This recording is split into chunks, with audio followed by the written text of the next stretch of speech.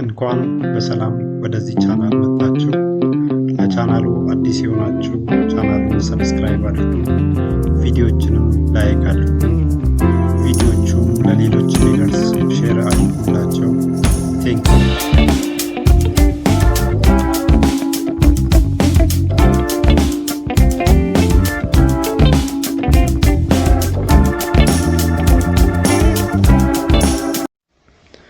ሌላው የቁርአን ችግር ቁርአን እርስ በርስ እንዲሁም ከሐዲሳቱ ጋር መጋጨቱ ነው። ፈጣሪ ሁሉን አዋቂ በመሆኑ ምክንያት ከመነሻው ሲናገር አንዱን እውነት ይናገራል። በዚህም ሌላ ጊዜ ላይ ሌላ እውነት ተገልጦለት መጀመሪያ ከተናገረው ጋር እርስ በርስ የሚጋጭ ነገር አይናገርም። ነገር ግን የእስልምና ቅዱሳን መጻሕፍት ሁሉን አዋቂ ከሆነው አምላክ አለመውረዳቸውን በሚያሳይ መልኩ ከራሳቸውና ከሌሎች መጻሕፍት ጋር እርስ በርስ ሲጋጩ እንመለከታለን። ቀጥሎ በስፋት ቀርቧል። እርስ በርስ የሚጋጨው የአላህ የመጨረሻ ዘመን ፍርድ። ቁርአን አላህ በፍርዱ ጻድቅ እንደሆነና ሰውን ሁሉ በአግባቡ እንደሚዳኝ ይናገራል። ፍርድም የሚሰጠው በአላህና በመጨረሻ ቀን ያመነ፣ በመልእክተኛው ያመነና ዘካ የሰጠ፣ ሰጋጅ የሆነ፣ መልካም የሰራ፣ በአላህ መንገድ የተጋደለ፣ ቤቱን ይህም ካዕባን በሐጅና ዑምራ የጎበኘ በመሳሰሉ መስፈርቶች ነው።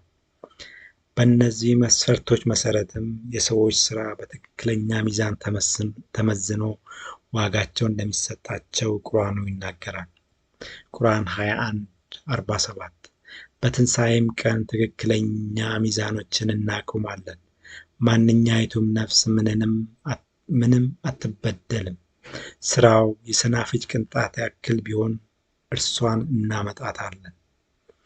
ቁርአን 99:7-8 የብናኝ ክብደት ያክልም መልካም የሰራ ሰው ያገኘዋል፣ የብናኝ ክብደትም ያክልም ክፉ የሰራ ሰው ያገኘዋል። በዚህ የሰናፍጭ ቅንጣትና የብናኝን ክብደት እንኳን በሚያሰላው ሚዛን መሰረትም ሰዎች ላይ ፍርድ ይተላለፋል። የተፈረደለት ገነት፣ የተፈረደበት ደግሞ ሲኦል ወይንም ገሃነም ይገባል።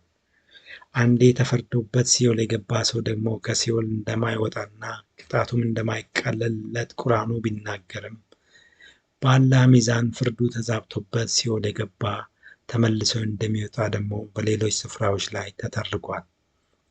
ሳሂህ ቡኻሪ 876-564 አንዳንድ ሰዎች የእሳት ወላፈን ከነካቸው ቀለማቸው ከተቀየረ በኋላ ከእሳት ወጥተው ገነት እንዲገቡ ይደረጋሉ። የገነት ሰዎችም እነዚህን ሰዎች አልጀሃናሚን ወይንም የሲኦል ወይንም የእሳት ሰዎች ይሏቸዋል። ሳሂህ ቡኻሪ 876-565 ነቢዩ እንደተናገሩት የገነት ሰዎች ገነት ከገቡ በኋላ እንደዚሁ የእሳት ሰዎችም እሳት ከገቡ በኋላ በልቡ የሰናፍጭ ፍሬ ያህል እምነት ያላቸውን ከእሳት ውስጥ አውጡ ይባላል። ከዚያም ሲያወጧቸው ሰዎቹ ከሰል ይመስላሉ። በሌላ ስፍራ ደግሞ አላህ የሚዛኑንና የሰናፍጩን ነገር ትቶ በመጀመሪያ ሁሉም ሰው ገሃነም እንደሚያስገባና ከዚያም ጥንቁቆቹን ብቻ እንደሚወጡ ይናገራል። ቁርአን 19:71-72 ከእናንተም ወደ እርሷ ወራጅ እንጂ አንድም የለም፣ መውረዱም ጌታ የፈረደው ግዴታ ነው። ከዚያም እነዚያን የተጠነቀቁትን እናድናለን። በሌላ ስፍራ ደግሞ አላህ ከላይ የተጠቀሰውን ሚዛንና የሰናፍጭ ቅንጣት ጉዳይ ትቶ አላህ ለሚሻው ሰው ይምራል፣ የሚሻውን ሰው ይቀጣል በማለት አላህ የፈለገውን እንደሚምርና የፈለገውን እንደሚቀጣ ይገልጻል። ከዚህ በባሰ ደግሞ ቁርአኑ አንድ ሰው ገነት ወይም ሲኦል መግባት አለመግባቱ በራሱ የተወሰነው ሰውየው ሳይወለድ የራሱ ምንም አስተዋጽኦ በሌለበት ሁኔታ ውስጥ እንደሆነ ይናገራል። ይህም አላህ ለገሃነም የፈጠራቸው ሰዎች መኖራቸው። ሳሂህ ቡኻሪ 455-549 ላይ ሰው በእናቱ ማፀን ውስጥ ከ120 ቀናት በኋላ አላህ 4 ነገር እንዲጽፍ መልአክ ይልካል። እነርሱም የሚሰራውን ስራዎቹን፣ የሚሞትበትን ቀን፣ የሚኖርበትን አኗኗርና በሃይማኖቱ የተባረከ ይሁን የተረገመ ይሁን ይጽፋል። ከዚያ ነፍስን ወደ እርሱ ያስገባል። ሳሂህ ሙስሊም 33093 ክፉ ማለት በእናቱ ሆድ ውስጥ ክፉ እንዲሆን የአላህ መልአክ በዚያ ይቀርጸዋል። ሳሂህ ሙስሊም 36436 የሙስሊሞች እናት የሆነችው አይሻ እንደተናገረችው ነቢዩ የሕፃን ልጅ የቀብር ሥነ ሥርዓት እንዲመሩ በተጠሩበት ወቅት መቼም ይህ ሕፃን ልጅ ደስተኛ ይሆናል፣ ምንም ኃጢአት ስላልሰራ ገነት ውስጥ ከሚገኙት ወፎች ውስጥ አንዱ ይሆናል አልኩት። ነቢዩ ግን ምናልባት አይታወቅም፣ ሕፃናት ገና በአባቶቻቸው ወገብ ሳሉ አላህ ለገነት የሚመጥኑትን ለገነት ይፈጥራል፣ በአባቶቻቸው ወገብ ሳሉ ለሲኦል የተፈጠሩትን ደግሞ ወደ ሲኦል ይሄዳሉ አለ። ቁርአን 778-179 አላህ የሚያቀናው ሰው ቅን እርሱ ነው፣ የሚያጠማውም ሰው እነዚያ ከሳሪዎቹ እነሱ ናቸው። ከጋኔንም ከሰዎችም ብዙዎችን በእርግጥ ለገሃነም ፈጠርን። 32-13 በሻ ኖሮ ነፍስን ሁሉ ቅንነቷን ይህም እምነቷን በሰጠናት ነበረ፣ ግን ገሃነምን ከአጋንንት እና ከሰዎች የተሰበሰበው ሆነው በእርግጥ እሞላለሁ። ቁርአን 16:9 እና 11:118 ጌታህም በሻ ኖሮ ሰዎችን ሁሉ አንድ ሕዝብ ባደረጋቸው ነበረ። የጌታህም ቃል ገሃነምን ከአጋንንትና ከሰዎች ከሁሉም በእርግጥ እሞላታለሁ በማለት ተፈጸመች። ሳሂህ ቡኻሪ 877-611 ነቢዩ እንደገለጹት ሙሴና አዳም እርስ በርስ ሲከራከሩ ሙሴ አዳምን ከገነት ያስባረርከን አንተ ነህ አለው። አዳምም አላህ ከመፈጠሬ ከ40 ዓመታት በፊት በሕይወቴ ላይ ስለጻፈው ነገር እኔን ትወቅሰኛለህን አለው። በዚህም አዳም ሙሴ ላይ መሳሳቱን አስረዳው። ሌላው አላህ አጠቃላይ ጥቁሩን ሕዝብ ለሲኦል የፈጠረ መሆኑን ሚሽካት 1:119 ነቢዩ እንደተናገሩት አላህ አዳምን ሲፈጥረው ቀኝ ትከሻውን መታ አድርጎ ነጫጭ ልጆቹን አወጣ። ግራ ትከሻውን መታ አድርጎ ጥቁር ከሰል የመሳሰሉ ልጆቹን አወጣ። በቀኝ በኩል ላሉት ወደ ገነት አላቸው፣ በግራ ትከሻ በኩል ላሉት ወደ ሲኦል አላቸው። ሌላው አላህ እምነት እንዳይኖራቸው የሚያደርጋቸው መኖራቸውን ቁርአን 32:13 በሻን ኖሮ ነፍስን ሁሉ ቅንነቷን ወይንም እምነቷን በሰጠናት ነበረ። ቁርአን 6:106-107 አጋሪዎችን ተዋቸው፣ አላህም በሻ ኖሮ ባላጋሩ ነበረ። ቁርአን 6:125 አላህ ሊመራው የሚሻውን ሰው ደረቱን ወይም ልቡን ለኢስላም ይከፍትለታል። ቁርአን 10:99-100 ጌታህም በሻ ኖሮ በምድር ያሉት ሰዎች ሁሉም የተሰበሰቡ ሆነው ባመኑ ነበረ። ታዲያ አንተ ሰዎችን አማኞች እንዲሆኑ ታስገድዳለህን? ለማንኛቸውም ነፍስ በአላህ ፈቃድ ቢሆን እንጂ ልታምን ችሎታ የላትም። አላህ ለከፊሎቹ እምነትን ይሻል፣ በእነዚያም በማያውቁት ላይ ርኩሰትን ያደርጋል። ሌላው አላህ የሚያሳስታቸው መኖራቸውን ቁርአን 4:88 አላህ ያጠመመውን ሰው ልታቀኑ ታስባላችሁን? አላህም ያሳሳተውን ሰው ለእርሱ መንገድ ፈጽሞ አታገኝለትም።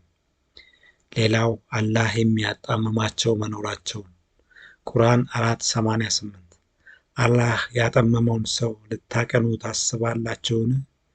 ቁርአን 35:8 አላህ የሚሻውን ሰው ያጠማል፣ የሚሻውንም ያቀናል።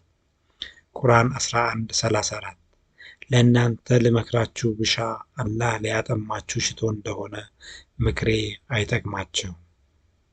ሌላው አላህ እንዳያስታውሱ የሚያዘናጋቸው መኖራቸውን ቁርአን 18:28 ልቡን እኛን ከማስታወስ ያዘነጋ ነውን ይላል። ሌላው አላህ ልቦናቸውን እንዳያስተውል የሚዘጋባቸው መኖራቸውን ቁርአን 18:57 በልቦቻቸው ላይ እንዳያውቁ ሽፋኖችን በጆሮዎቻቸውም ውስጥ ድንቁርናን አደረግን፣ ወደ መምራትም ብትጠራቸው ፈጽሞ አይመሩም። ቁርአን 44:23-24 እነዚያ አላህ የረገማቸው ያደነቆራቸውም ዓይኖቻቸውንም ያወራቸው ናቸው። ቁርአን 2:6 እነዚያ የካዱት ሰዎች ብታስፈራራቸውም ባታስፈራራቸውም በእነሱ ላይ እኩል ነው፣ አያምኑትም።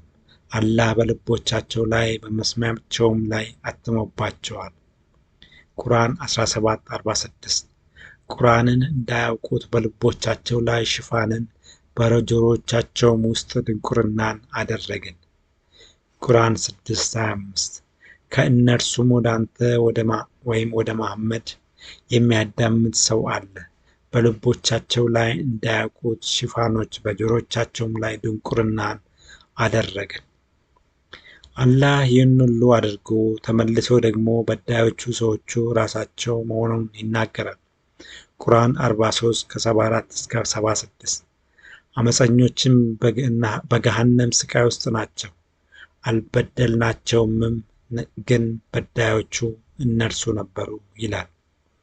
በእነዚህ ግራ አጋቢ ጥቅሶች ላይ ደግሞ ሌላ ግራ አጋቢ ነገር እንመልከት። ሳሂህ ቡኻሪ 37:6621 ነቢዩ እንደተናገሩት ኃጢአትን ባትሰሩ አላህ አጥፍቷችሁ በሌሎች ኃጢአትን በሚሰሩና ንስሐ በሚገቡ ሰዎች ተክቷችሁ እነሱን ይቅር ይላል። ቁርአን 3:178 እነርሱን የምናዘገያቸው ኃጢአትን እንዲጨምሩ ብቻ ነው። እነዚህን የቁርአንና የሐዲሳቱን የሐሳብ ግጭቶችም የሚያሳዩን መጻሕፍቱ ከፈጣሪ ዘንድ የወረዱ መጻሕፍት አለመሆናቸውንና ጠንቃቃ ባልሆነ ሰው እንኳን የተጻፉ ልቦለዶች መሆናቸውን ነው። ጠንቃቃ ባልሆነ ሰው የተጻፉ ልቦለዶች መሆናቸውን ነው። ሌላው እርስ በርስ ግጭት የምንመለከተው የሰይጣን የገሃነም ፍርድ ጋር በተያያዘ ነው። የሰው ልጅ ገሃነም ሆነ ገነት ለመግባት የራሱ አስተዋጽኦ እንደሌለው ሁሉ ጋኔኖችም የተቀመጠላቸው እድል ተመሳሳይ ነው። ነገር ግን የእነሱን ከሰው ለየት ለማድረግ የተሞከረው ኢብሊስ ከመጀመሪያ ስህተቱ የራሱ ነበር የሚል ምክንያት በማስቀመጥ ነው። ቁርአን 2:34 ለመላእክትም ለአዳም ስገዱ ባልን ጊዜ አስታውስ፣ ሁሉም ወዲያውኑ ሰገዱ፣ ኢብሊስ ወይንም ዲያብሎስ ብቻ ሲቀር እምቢ አለ፣ ኮራም፣ ከከሃዲዎቹ ሆነ። እዚህ ጋር ኢብሊስ ግን ለሰው አለመስገዱ ቁርአናዊ ነበረ። ምክንያቱም አምላክ አላህ ብቻ በመሆኑ፣ ስግደትም ለአላህ ብቻ በመሆኑ፣ አላህ የማጋራትን ኃጢአት የማይምር በመሆኑ ወዘተ። በዚህም ኢብሊስ ከአላህ ውጪ ለማንም አልሰግድም ማለቱ ትክክል ነበረ። በዚህም ኢብሊስ እንዲሳሳት ምክንያት የሆነው አላህ ቃሉን ተላልፎ ኢብሊስን ለአዳም ስገድ ማለቱ እንጂ የኢብሊስ የአላህን ቃል መተላለፍ አልነበረም። ይህ የቁርአኑን ኢብሊስን ትክክለኛነት ለማሳየት ቀረበ እንጂ ጉዳዩ ያለቀው በኢብሊስ ድርጊት ሳይሆን ከፍጥረት መጀመሪያ ነው። ቁርአን 7:179 ላይ ከጋኔንም ከሰዎችም ብዙዎችን በእርግጥ ለገሃነም ፈጠርን በሚለው ቃል፣ በዚህም አላህ ኢብሊስን ሲፈጥረው ለሲኦል እንዲሆን አጣሞ ነው። ቁርአን 15:39 ኢብሊስም አለ ጌታዬ ሆይ እኔን በማጥመምህ ይላል። ስለዚህ ኢብሊስን ያሳሳተው አላህ መሆኑንና ለኢብሊስ መሳሳትም ተጠያቂው አላህ መሆኑን እንመለከታለን። ሌላው የእርስ በርስ ግጭት የምንመለከተው በስጋዊ አይን የተተረከው የገነትና የገሃነም ጉዳይ ላይ ነው። ቁርአን በገነት ውስጥ ስለሚኖረው ደስታና በገሃነም ስለሚኖረው ቅጣት ሰፊ ትንታኔዎችን ይሰጣል። ነገር ግን ትንታኔዎቹ በሙሉ የቀረቡት በስጋዊ አይን እንጂ ለፍርድ ስለምትቀርበው ነፍስ አይደለም። በስጋዊ አይን የተሰጡት ትንታኔዎችም ቢሆኑ እንደ ፈጣሪ እይታ ሳይሆኑ ሙሐመድ በወቅቱ አሪፍ የሚለው የኑሮ ዘይቤና መጥፎ በሚለው የኑሮ ዘይቤ ልኬት የተሰሩ ልቦለዶች ናቸው። ቀጥለን እንመለከታለን። መብላትና መጠጣት በገነት። ቁርአኑ በገነት ውስጥ ሰፋፊ የመብላትና መጠጣት ዘመን እንደተዘጋጀ ይናገራል። ነገር ግን እነዚህ የገነት ምግብና መጠጦች የተሳሉት በስጋዊ እይታና በነ ሙሐመድ ዘመን በነበረው የቅንጦት ምግቦችና አመጋገብ ስነ ስርዓቶች እንጂ ወደ ፈጣሪ በምትሄደው ነፍስና የሁሉንም ትውልድ አኗኗር ዘይቤ ባገናዘበ መልኩ አይደለም። ሳሂህ ቡኻሪ 667 የገነት ነዋሪዎች የመጀመሪያ ምግብ የአሳ ጉበት ነው። ቁርአን 43:71-73 ከወርቅ የሆኑ ሰፋፊ ዝርግ ሳህኖችና ኩባያዎች በእነርሱ ላይ ይዞራሉ፣ በእርሷም ውስጥ ነፍሶች የሚከጅሉት ዓይኖችም የሚደሰቱበት ሁሉ አለ። ለእናንተም በውስጧ ብዙ ፍሬዎች በእርግጥ ዘውታሪዎች ናችሁ። ቁርአን 56:18 ከጠጅ ምንጭም በብርጭቆዎችና በኩስኩሰቶች በጽዋም በእነርሱ ላይ ይዞራሉ፣ ከሚመጡትም አይነት በእሸቶች ከሚሽቱትም በሆነ በራሪ ስጋ ይዞሩባቸዋል። ቁርአን 47:15 የዚያች ጥንቁቆቹ ተስፋ የተሰጧት ገነት ምስል በውስጧ ሽታው ከማይለወጥ ውሃ ወንዞች፣ ጣዕሙ ከማይለወጥ ወተትም ወንዞች፣ ለጠጪዎችም ሁሉ ጣፋጭ ከሆነች የወይን ጠጅም ወንዞች፣ ከተነጠረ ማርም ወንዞች አሉባት። ለእነርሱም በውስጧ ከፍሬዎች ሁሉ በየአይነቱ ከጌታቸው ምሕረት አለላቸው። ቁርአን 52:22-23 ከሚሹት ሁላ እሸትንና ስጋን እንጨምርላቸዋለን፣ በውስጧ መጠጥን ይጠጣሉ። ቁርአን 78:30-33 ለጥንቁቆቹ መዳኛ ስፍራ አለላቸው፣ አትክልቶችና ወይኖችም የተሞሉ ብርጭቆችም ይላል። ቁርአን 44:51-52 የጥንቁቆቹ በእርግጥ በጸጥተኛ መኖሪያ ውስጥ ናቸው፣ በአትክልቶችና በምንጮች ውስጥ ናቸው። ቁርአን 2:25 እና ቁርአን 3:15 እነዚህ ያመኑትና መልካሞችን የሰሩት ከእርሷ ከፍሬ አይነት ሲሳይን በተመገቡ ቁጥር ፍሬዎቿ ስለሚመሳሰሉ ይህ አሁን ከአሁን በፊት የተመገብነው ይላሉ፣ እርሱንም ተመሳሳይ ሆኖ ተሰጡ። ይሁን እንጂ መብላትና መጠጥ ካለ መጸዳዳትም ሊኖር ነው። ገነት ደግሞ ሽንት ቤት የለም። ለዚህም ነቢዩ መሐመድ ሰዎች የሚበሉትና የሚጠጡት ሁሉ የሚወጣው በላብና በግሳት ነው ብለዋል። ይህም አያስኬድም። እንደዛ ከሆነ ሙሐመድ የተመለከተው በላብና በግሳት የተሞላ ግማታም ገሃነምን እንጂ ገነትን ሊሆን አይችልም። መሐመድ ገነትን ያሰባት በስጋዊት እይታ እንጂ ወደ ፈጣሪ በምትሄደው የነፍስ ማንነትና ፍላጎት አይደለም። ስጋዊ እይታውም ቢሆን የሁሉም ትውልድ እውነታን ያገናዘበ ሳይሆን ያንን ምስኪን ማህበረሰብ ብቻ የሚያጓጓ የጠግቦ መብላት፣ በተሞላ ብርጭቆ የመጠጣት፣ ተጣርቶ የታተመ ጠጅ የመጠጣት ወዘተ ጉዳይ ነው። ለዚህ ትውልድ ግን እነዚህ አጓጊ ነገሮች አይደሉም። ጠጅ ቤት በገነት ቁርአን 83:23-27 በፊቶቻቸው ላይ ድሎትን ውበት ታውቃለህ። ተጣርቶ ከታተመ ጠጅ ይጠጣሉ፣ ማተሚያውም ምስክ ከሆነ። በዚህም ተሽቀዳዳሚዎች ይሽቀዳደሙ፣ መበረዣውም ከተስኒም ነው። ቁርአን 76:17 በእርሷም መበረዣዋ ዘንጀቢል የሆነች ጠጅ ይጠጣሉ። ቁርአን 47:15 የዛች ጥንቁቆቹ ተስፋ የተሰጧት ገነት ምስል በውስጧ ለጠጪዎች ሁሉ ጣፋጭ ከሆነች የወይን ጠጅ ወንዞች አሉባት።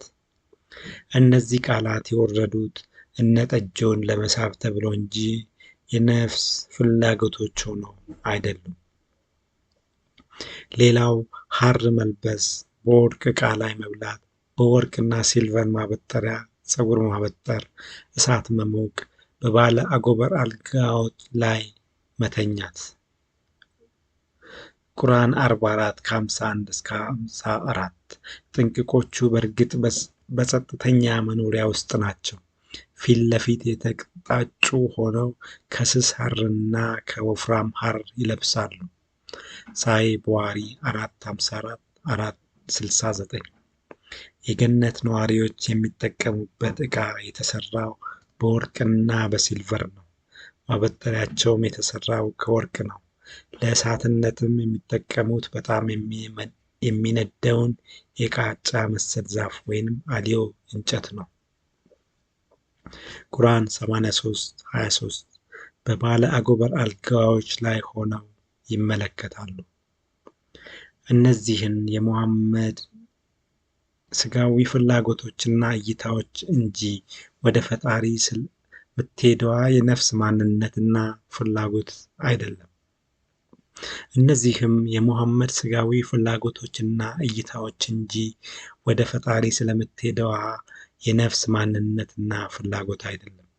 ሙሐመድም ገነትን በዚህ መልክ የሳላት ተከታዮቹን ለማጓጓትና በቆራጥነት እንዲዋጉ ለማበረታታት አስቦ ቢሆንም ለዚህ ትውልድ ግን እነዚህ ነገሮች አጓጊ ነገሮች አይደሉም። ሌላው ዝሙት በገነት እስልምና በገነት ዝሙት እንዳለ ያስተምራል። ጃሚ አትርሚዲ 2562 በዝቅተኛ ስፍራ ያለ ሰው 72 ሚስቶች ይኖሩታል። ጃሚ አትርሚዲ 2536 በገነት ውስጥ ወንዶች የ100 ሰዎች የሴክስ ችሎታ ይሰጣቸዋል። ሳይ ቡኻሪ 66402 በገነት ውስጥ አንድ ትልቅ 60 ማይል ስፋት ያለው አዳራሽ አለ። በየኮርነሩም ሌሎቹን ሚስቶች የማያዩ ሚስቶች ተቀምጠዋል እና አማኞችም እየሄዱ እየጎበኟቸው ይደሰቱባቸዋል። ቁርአን 44 ከ51 እስከ 54 ጥንቁቆቹ በእርግጥ በጸጥተኛ መኖሪያ ውስጥ ናቸው። አይናማዎች የሆኑ ነጫጭ ሴቶችም እናጠናዳቸዋለን። ቁርአን 52 ከ20 እስከ 25 በተደረደሩ አልጋዎች ላይ ተደጋፊዎች ሆነው በገነት ይኖራሉ። አይናማዎች በሆኑ ነጫጭ ሴቶች እናጠናዳቸዋለን። ለእነርሱም የሆኑ ወጣቶች ልክ የተሸፈነ ሉል መስለው በእነርሱ ላይ ለማሳለፍ ይዘዋወራሉ። የሚጠያየቁ ሆነው ከፊላቸው በከፊሉ ላይ ይዞራል። ቁርአን 78 ከ31 እስከ 33 ለጥንቁቆቹ መዳኛ ስፍራ አላቸው። አትክልቶችና ወይኖችም ኩያዎች የሆኑ ጡተ ጉቸማዎችም የተሞሉ ብርጭቆዎችም ይላል። ቁርአን 56 ከ34 እስከ 36 ከፍ በተደረጉ ምንጣፎችም ሴቶችም መካከል እኛ አዲስ ፍጥረት አድርገን ለእነርሱ ፈጠርናቸው። ለባሎቻቸው ተሽሞርሟሪዎች እኩያዎች አደረግናቸው።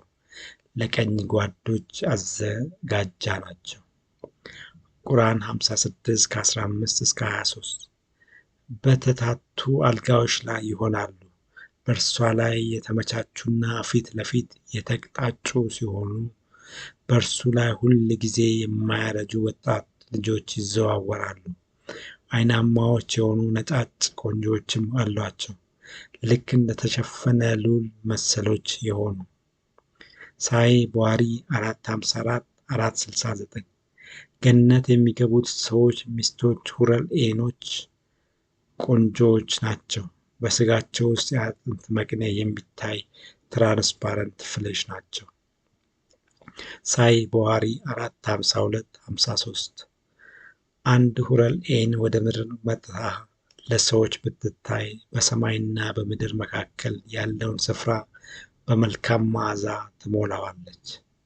ሳይ ቡኻሪ 454 476 ሁረል ዔኖች አጥንትና ሥጋቸው ብርሃን የሚያሳልፍ እንደ መስታወት ትራንስፓረንት በመሆኑ መቅኔያቸው ይታያል። በዚህም እስልምና ገነትን የሚስለው የዝሙት ከተማ አድርጎ ነው። በዚህም ወንዱ ሙስሊም ጀነትን የሚያስበው እንትኑ ቆሞበት በትልቅ ጉጉት ነው። ነቢዩም ተከታዮቹን በዚህ በምኞት ባህር በማስመጥ ነው በቆራጥነት እንዲዋጉ ሲያደርግ የነበረው። በዚህም የነቢዩ ሙሐመድ ስትራቴጂ ምክንያትም እስልምና ዓለም ላይ ብቸኛው በገነት ዝሙትን ለመፈጸም የተዘጋጀ ሃይማኖት ሆኖ ነው የምንመለከተው። ነገር ግን ይህ በገነት የተነገረው የዝሙት ጉዳይ ሥጋዊ እንጂ ነፍሳዊ ወይንም መንፈሳዊ ካለመሆንም አልፎ ከቁርአኑም ጋር ይጋጫል። በመጀመሪያ ቁርአኑ እንደሚለው አደምና ሐዋ ሴክስ የጀመሩት በሰይጣን ከተታለሉ በኋላ እንጂ በገነት ውስጥ እያሉ አይደለም።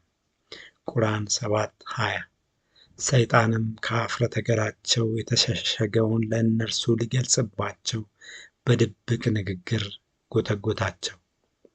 ከዛ ፊቱም በቀመሱ ጊዜ ኀፍረተ ገላቸው ለሁለቱም ተገለጸላቸው። በዚህም በቁርአኑ መሠረት የሴክስ ነገር የተገለጸው በሰይጣን ምክንያት መሆኑንና የመባረራቸው ምክንያትም እሱ ሆኖ እያለ አሁንም ወደ ገነት ሲመለሱ ወደዚህ ሰይጣን ወደ ገለጠውና ለመባረራቸው ምክንያት ወደ ሆነው ነገር ይመለሳሉ ማለቱ ስህተት ነው። ሁለተኛ አደም በገነት በነበረበት ጊዜ አንዲት ሐዋ እንጂ 72 ሐዋዎች አልነበሩም። ይህም የአደምና ሐዋ ታሪክ ብቻ ሳይሆን ቋሚ የፈጣሪ አሰራር በመሆኑም በሁሉም ትውልድ ውስጥ ያለው የወንድና የሴት ምጣኔ አንድ ለአንድ ነው። በዚህም ሚስቶች የሚለው ሐሳብ ከፈጣሪ አሰራር መርህ ጋር አብሮ የሚሄድ ሐሳብ አይደለም። ወደ ፈጣሪ ሄዳ ገነት ትግባ ሲኦል ትግባ ፍርድን የምትቀበለው ነፍስ ናት። ከታች በዝርዝር ቀርቧል። በሥጋ እይታ የቀረበው የእስልምና የገነት ሴክስ አስተምሮ ግን እውነታውን በመሳቱ ምክንያት እንደዚህ እርስ በርሱ ሲምታታ እንመለከታለን። ሌላው ገሃነም በእስልምና እንደ ገነት ሁሉ መሐመድ ገሃነምንም የተመለከተው በሥጋዊ ዓይን ነው።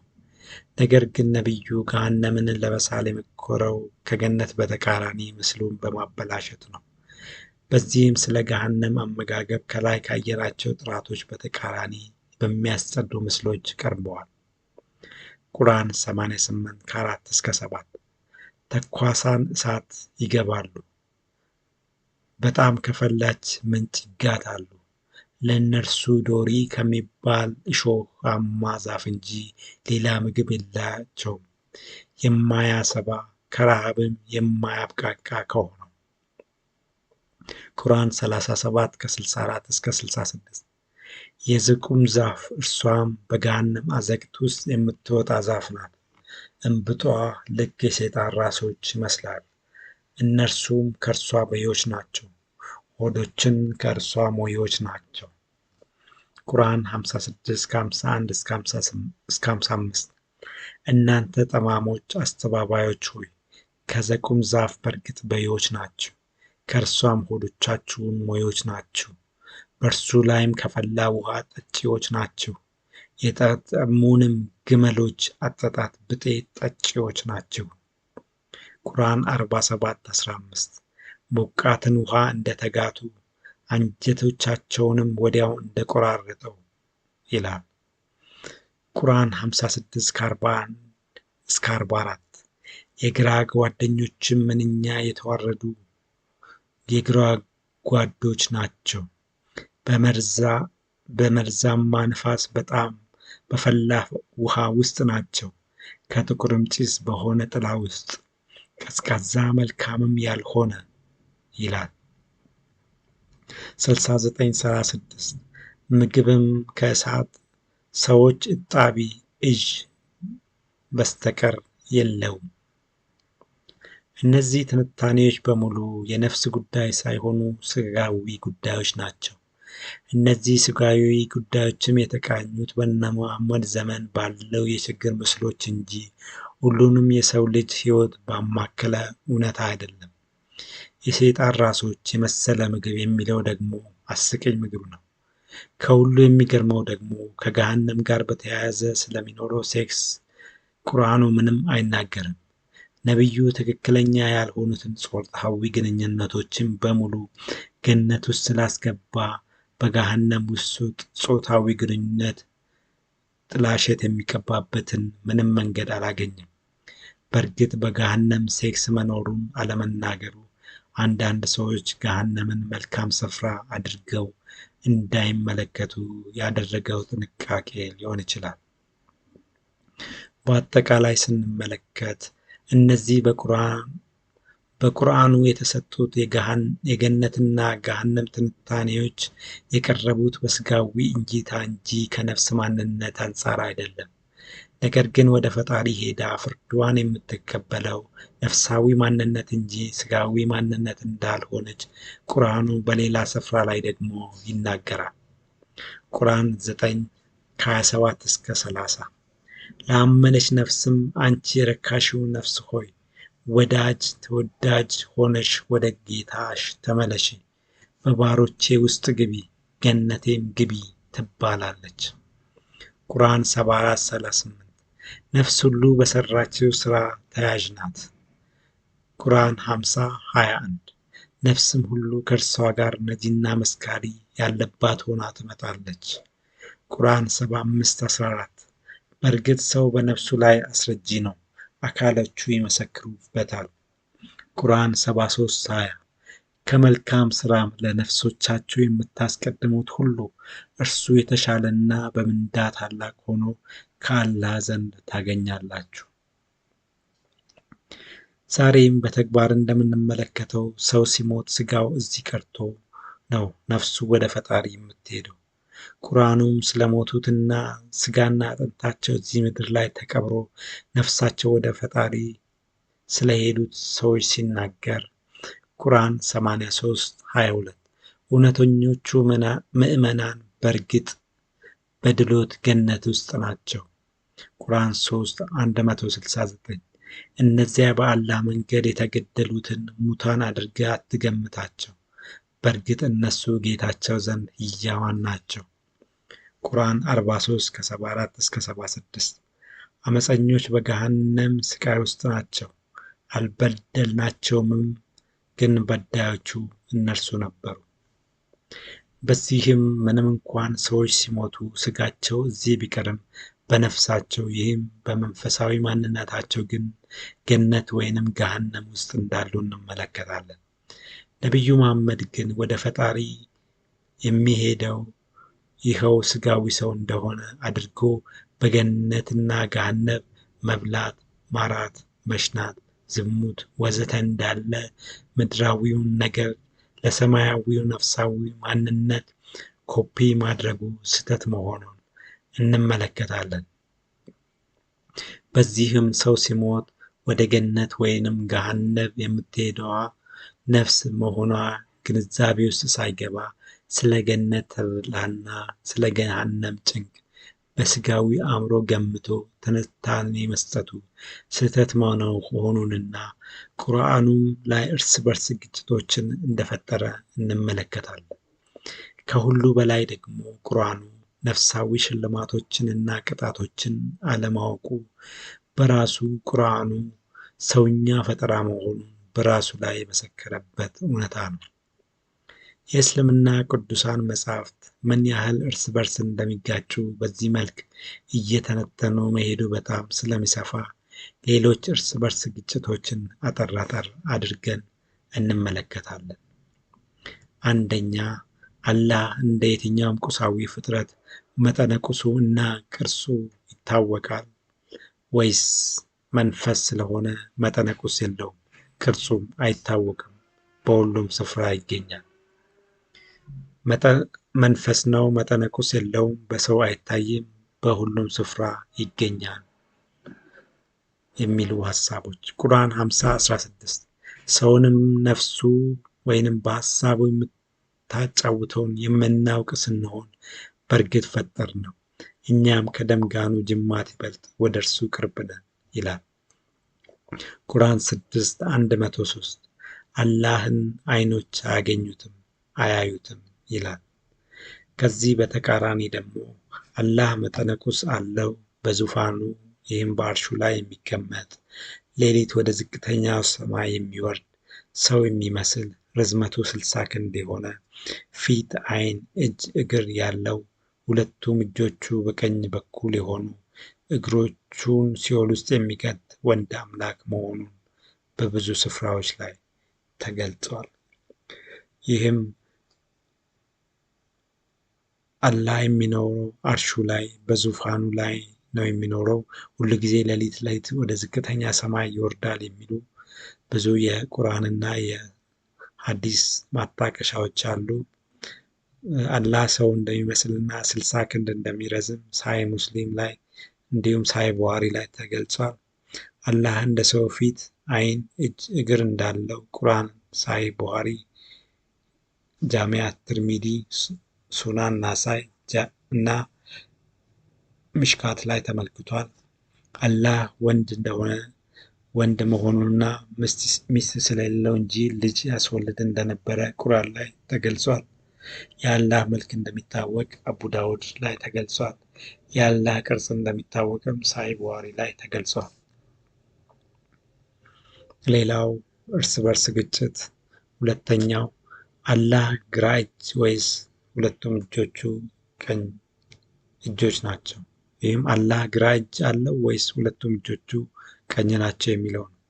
ግራ እጅ እንዳለው የሚገልጹት ሳይ ሙስሊም 396704 ላይ ነቢዩ እንደተናገሩት በፍርድ ቀን አላህ ሰማይን አጣጥፎ በቀኝ እጁ ላይ ያስቀምጥና እኔ ጌታችሁ ነኝ፣ ትዕቢተኞች የት ናችሁ ይላል። ምድርንም አጣጥፎ በግራ እጁ ላይ ያስቀምጥና እኔ ጌታችሁ ነኝ፣ ትዕቢተኞች የት ናችሁ ይላል። ሚሽካት 120 ላይ የአላህ መልእክተኛ ሲናገሩ እንደሰማሁት አላህ ጭብጥ ሙሉ በቀኝ እጁ ጭብጥ ሙሉ በግራም እጁ ይዞ ተመለከትኩኝ። ይሄ ለዚህ ነው ያ ለዚያ ነው ሲልም ሰማሁት።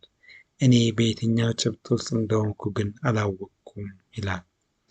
ከዚህ በተቃራኒ የአላህ ሁለቱም እጆቹ ቀኝ መሆናቸውን የሚጠቅሱ ቃላቶች አሉ። ጃሚዓ ትርሚዚ 3367 አላህም ሁለት እጆቹ የተዘረጉ ሆነው አዳምን የምትወደውን ምረጥ አለው። አዳምም ቀኝ እጅህን አለ። የአላህ ሁለቱም እጆቹ ቀኝ ናቸው። ሱናን ናሳኢ 5381 የአላህ ሁለቱም እጆች ቀኝ እጅ ናቸው። ሶስተኛ የአላህ ዙፋን የት እንደሚገኝ በተያያዘ የቀረቡ እርስ በርስ የሚጋጩ ሀሳቦች። በመጀመሪያ ካዕባ ላይ እንደሆነ ቁርአን ይናገራል። ቁርአን 2:157 ቤቱን ካዕባን በሐጅ ወይም በዑምራ ስራ ለጎበኘ ሰው ይላል። ሌላው በምድር ላይ የፀሐይ መግቢያ ጉድጓድ አጠገብ እንደሆነ የሚናገር ሀሳብ ሳይ ቡኻሪ 4:54 4:21 ላይ ቀርቧል። ነቢዩ በፀሐይ መጥለቂያ ጊዜ ፀሐይ ስትጠልቅ የት እንደምትሄድ ታውቃለህ አለኝ። እኔም ይህንን በደንብ የሚያውቁት አላህና ነቢዩ ናቸው አልኩት። እሱም የአላህ ዙፋን ስር ገብታ እስክትተኛ ትሄዳለች አለ። ሌላው ደግሞ በውሃ ላይ እንደሆነ ይናገራል። ሳሂህ ቡኻሪ 993-508 ነቢዩን እንደተናገሩት የአላህ ዙፋን የሚገኘው በውሃ ላይ ነው። ሌላ ቦታ ደግሞ አላህ የሚኖረው በመንግስተ ሰማያት በፍየሎች ጀርባ ላይ እንደሆነ ተነግሯል። አቡ ዳውድ ሱና 4723 ላይ በመንግስተ ሰማያትና በመሬት መካከል ያለው ርቀት 71 ወይ 72 ወይ 73 ዓመታት ነው። በሁለቱም መንግሥተ ሰማያት መካከል ያለው የእርስ በርስ ርቀትም እንደዚሁ ነው። ከሰባተኛው መንግሥተ ሰማያት በላይ ውቅያኖስ አለ። የውቅያኖሱ ጠለልና ወለል በሁለት መንግሥተ ሰማያት መካከል ያለ ርቀት ያክላል። ከዚያ በላይ 8 የተራራ ፍየሎች አሉ። የፍየሎቹ ኮቴና ጉልበት መካከል ያለው ርቀትም በሁለት መንግሥተ ሰማያት መካከል ያለ ርቀት ያክላል። በጀርባቸውም ላይ ዙፋን አለ። የዙፋኑ ቁመት የሁለት መንግሥተ ሰማያት መካከል ያለ ርቀት ነው። አላህም ያለው እዚያ ነው። ሌላውን እርስ በርስ ግጭት የምንመለከተው የአላህን ዙፋን የሚሸከሙት እነማን ናቸው በሚለው ነው። ፍየሎች፣ መላእክት ወይስ እነ ሙሴ? ፍየሎች አቡ ዳውድ ሱና 4723 8 የተራራ ፍየሎች አሉ፣ በጀርባቸውም ላይ ዙፋን አለ፣ አላህም ያለው በዚያ ላይ ነው። መላእክት አቡ ዳውድ 4727 የአላህን ዙፋን የተሸከሙት መላእክት ከአንዱ ጋር እንድንነጋገር ፍቃድ ተሰጠኝ። የመልአኩ ጆሮና ትከሻው መካከል ያለው ርቀት 700 ዓመታት ያህል ይርቃል። ቁርአን 69:17 መላእክትም በየጫፎቻቸው ላይ ይሆናሉ፣ የጌታንም አርሽ በዚያ ቀን 8 መላእክት ከበላያቸው ይሸከማሉ። ሌላው እነ ሙሴ መሆኑ ሳሂህ ሙስሊም 35853 እና ሳሂህ ሙስሊም 35850 ላይ ሙሴ የዙፋኑን ጠርዝ ይይዛል ይላል። አምስተኛ አላህ ሊታይ ይችላል? ሊታይ አይቻልም። ቁርአን 6:103 አላህን አይኖች አያገኙትም ወይንም አያዩትም። ሊታይ ይችላል። ቁርአን 53:11-13 ነቢዩ በአይኑ ያየውን ልቡ አልዋሸም። ታዲያ በሚያየው ላይ ትከራከሩታላችሁን? በሌላይቱ መውረድ ጊዜ በእርግጥ አይቶታል። ሚሽካት 748 ነቢዩ እንደተናገሩት ጌታዬን ተመለከትኩት፣ የተባረከውና ከፍ ያለው ደስ በሚል ቅርጽ። እሱም አንተ ሙሐመድ አለ። እኔም እዚህ ነኝ ጌታዬ አልኩት። እነዚህ መላእክት ስለምንድን ነው የሚከራከሩት አለኝ። እኔም አላወቅኩም አልኩት። 3 ጊዜም ጠየቀኝ። ከዚያም የእጁን መዳፍ በትከሻዬ መካከል ሲያደርግ ተመለከትኩኝ እና የእጆቹ ቅዝቃዜ በደረቴ መካከል ተሰማኝ። ከዚያም ሁሉም ነገር ግልጽ ሆነልኝ። ጃሚ አት-ትርሚዚ 3235 አላህ መዳፉን በትከሻዬ መካከል ሲያስቀምጥ የጣቶቹ ቅዝቃዜ በጡቶቼ መካከል ተሰማኝ። ስድስተኛ አላህ ለሰዎች በቀጥታ ይናገራል? አዎ ይናገራል። ቁርአን 4:164 አላህም ሙሳን ማነጋገር አናገረው። ቁርአን 2:253 እነዚህም መልእክተኞች ከፊላቸውን በከፊሉ ላይ አስበለጥን፣ ከእነርሱም ውስጥ አላህ ያነጋገረው አለ። ሌላው አላህ አይናገርም። ቁርአን 42:51 ለሰውም አላህ በራእይ ወይም በግርዶ ወዲያ ወይም መልእክተኛ ወይም መልአክን የሚልክና በፈቃዱ የሚሻውን ነገር የሚያወርድለት ቢሆን እንጂ በገሃድ ሊናገር ተገቢ አይደለም። ሰባተኛ አላህ ቃሉን ይለውጣል ወይስ ቃሉን አይለውጥም? አይለውጥም። ቁርአን 10:64 የአላህ ቃል መለወጥ የላትም፣ ይለውጣል።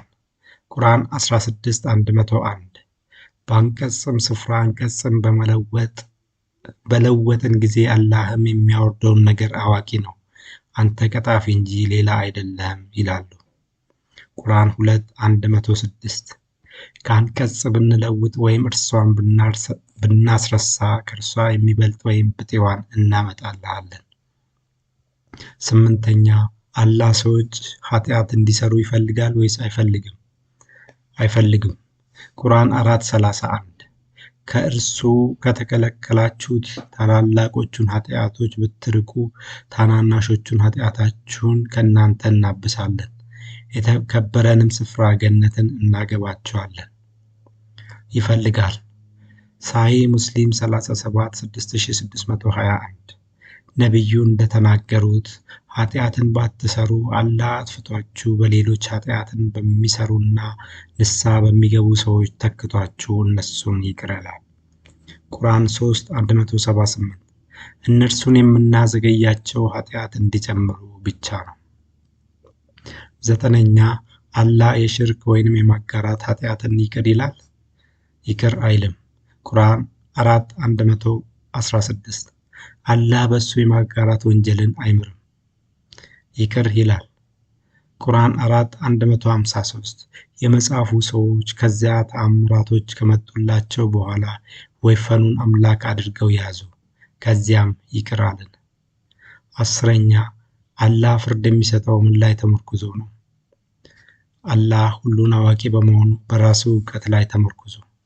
ቁርአን 10:18 አላህ በሰማያትና በምድር ውስጥ ያለውን የማያውቀው ነገር ኖሮ ትነግሩታላችሁን? የሰው ሥራ በሚዛን ሰፍሮ። ቁርአን 21:47 በትንሣኤ ቀን ትክክለኛ ሚዛኖችን እናቆማለን፣ ማንኛይቱም ነፍስ ምንም አትበደልም። ሥራው የሰናፍጭ ቅንጣት ያህል ቢሆን እርሷን እናመጣታለን፣ ተቆጣጣሪዎችም በእኛ በቃ። በኢሳ ምስክርነት ቁርአን 4:159 ኢሳ በትንሣኤ ቀን በእነሱ በመጽሐፉ ሰዎች መስካሪ ይሆናል።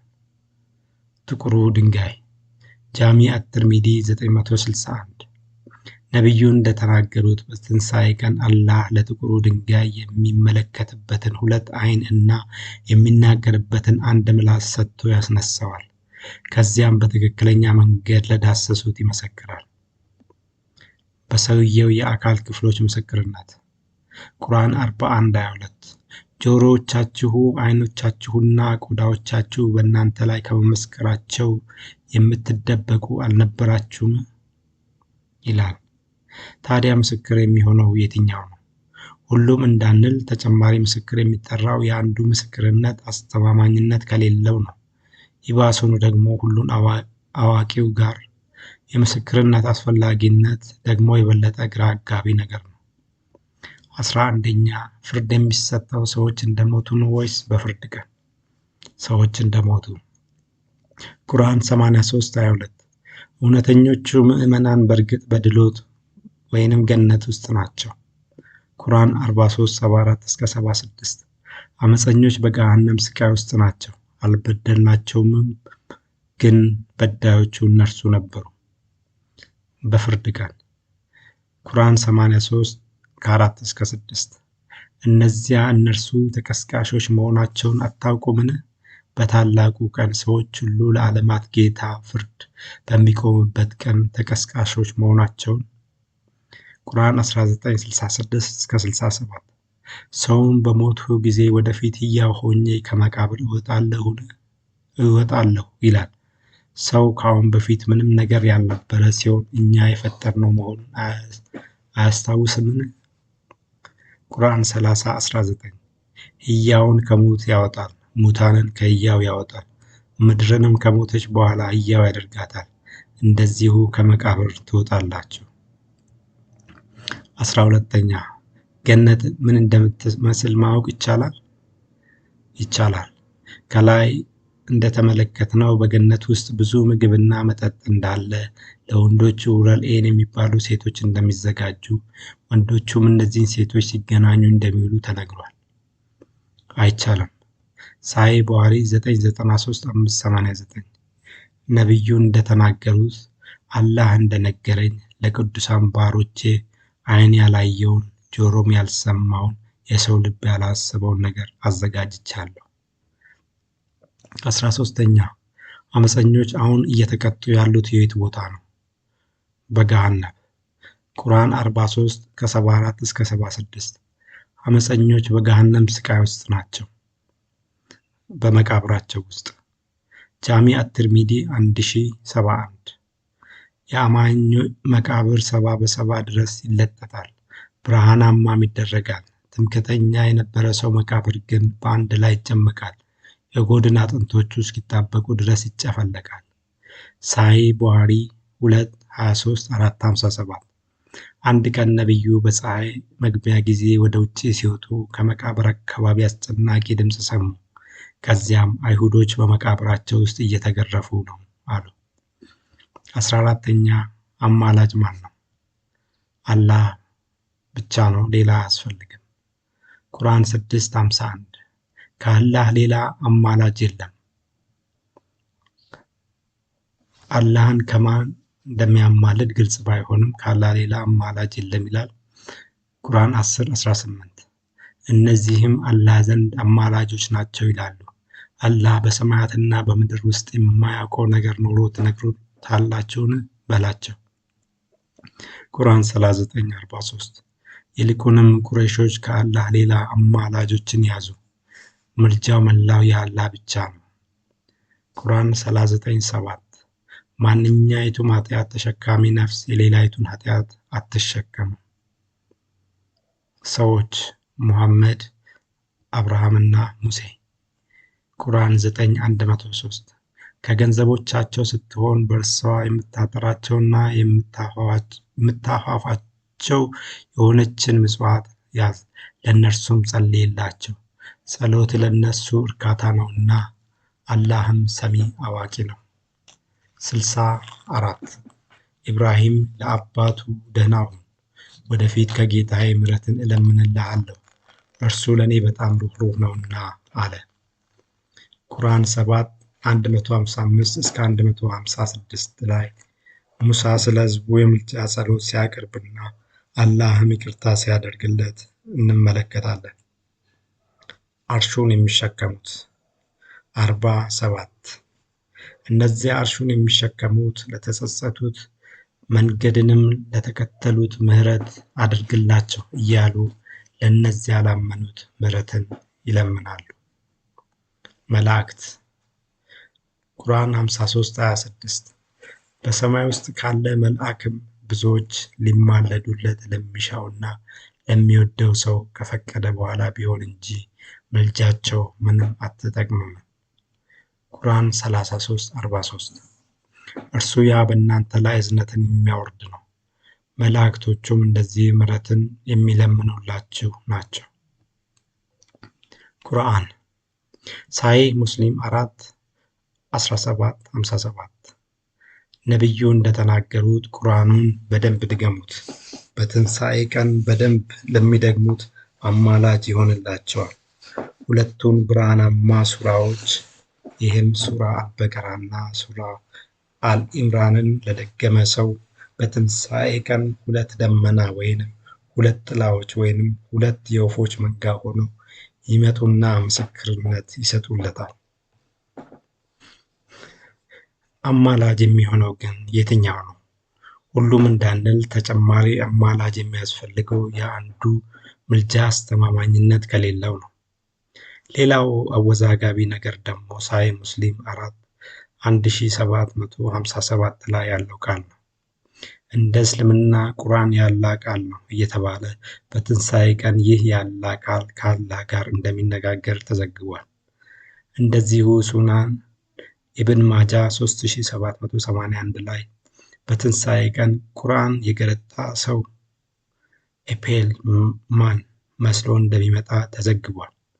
አቡ ዳውድ ደግሞ በሐዲሳቸው 4737 ላይ እንደተናገሩት ቁርአን ተፈጣሪ እንዳልሆነ ተናግረዋል። እነዚህ ሦስቱ ሐዲሳት ላይ የተገለጹት ቃላት ግን ከሥላሴ አስተምህሮ ጋር የሚመሳሰሉ መሆናቸውን እነዚህን ቃላት ከሐዲሳቱ መውጣት ነበረባቸው። 15ኛ ሰዎች ገሃነም እንዲገቡ ምክንያት የሆነው ማን ነው? አላህ። ቁርአን 35:8 አላህ የሚሻውን ሰው ያጠማል። ሰይጣን።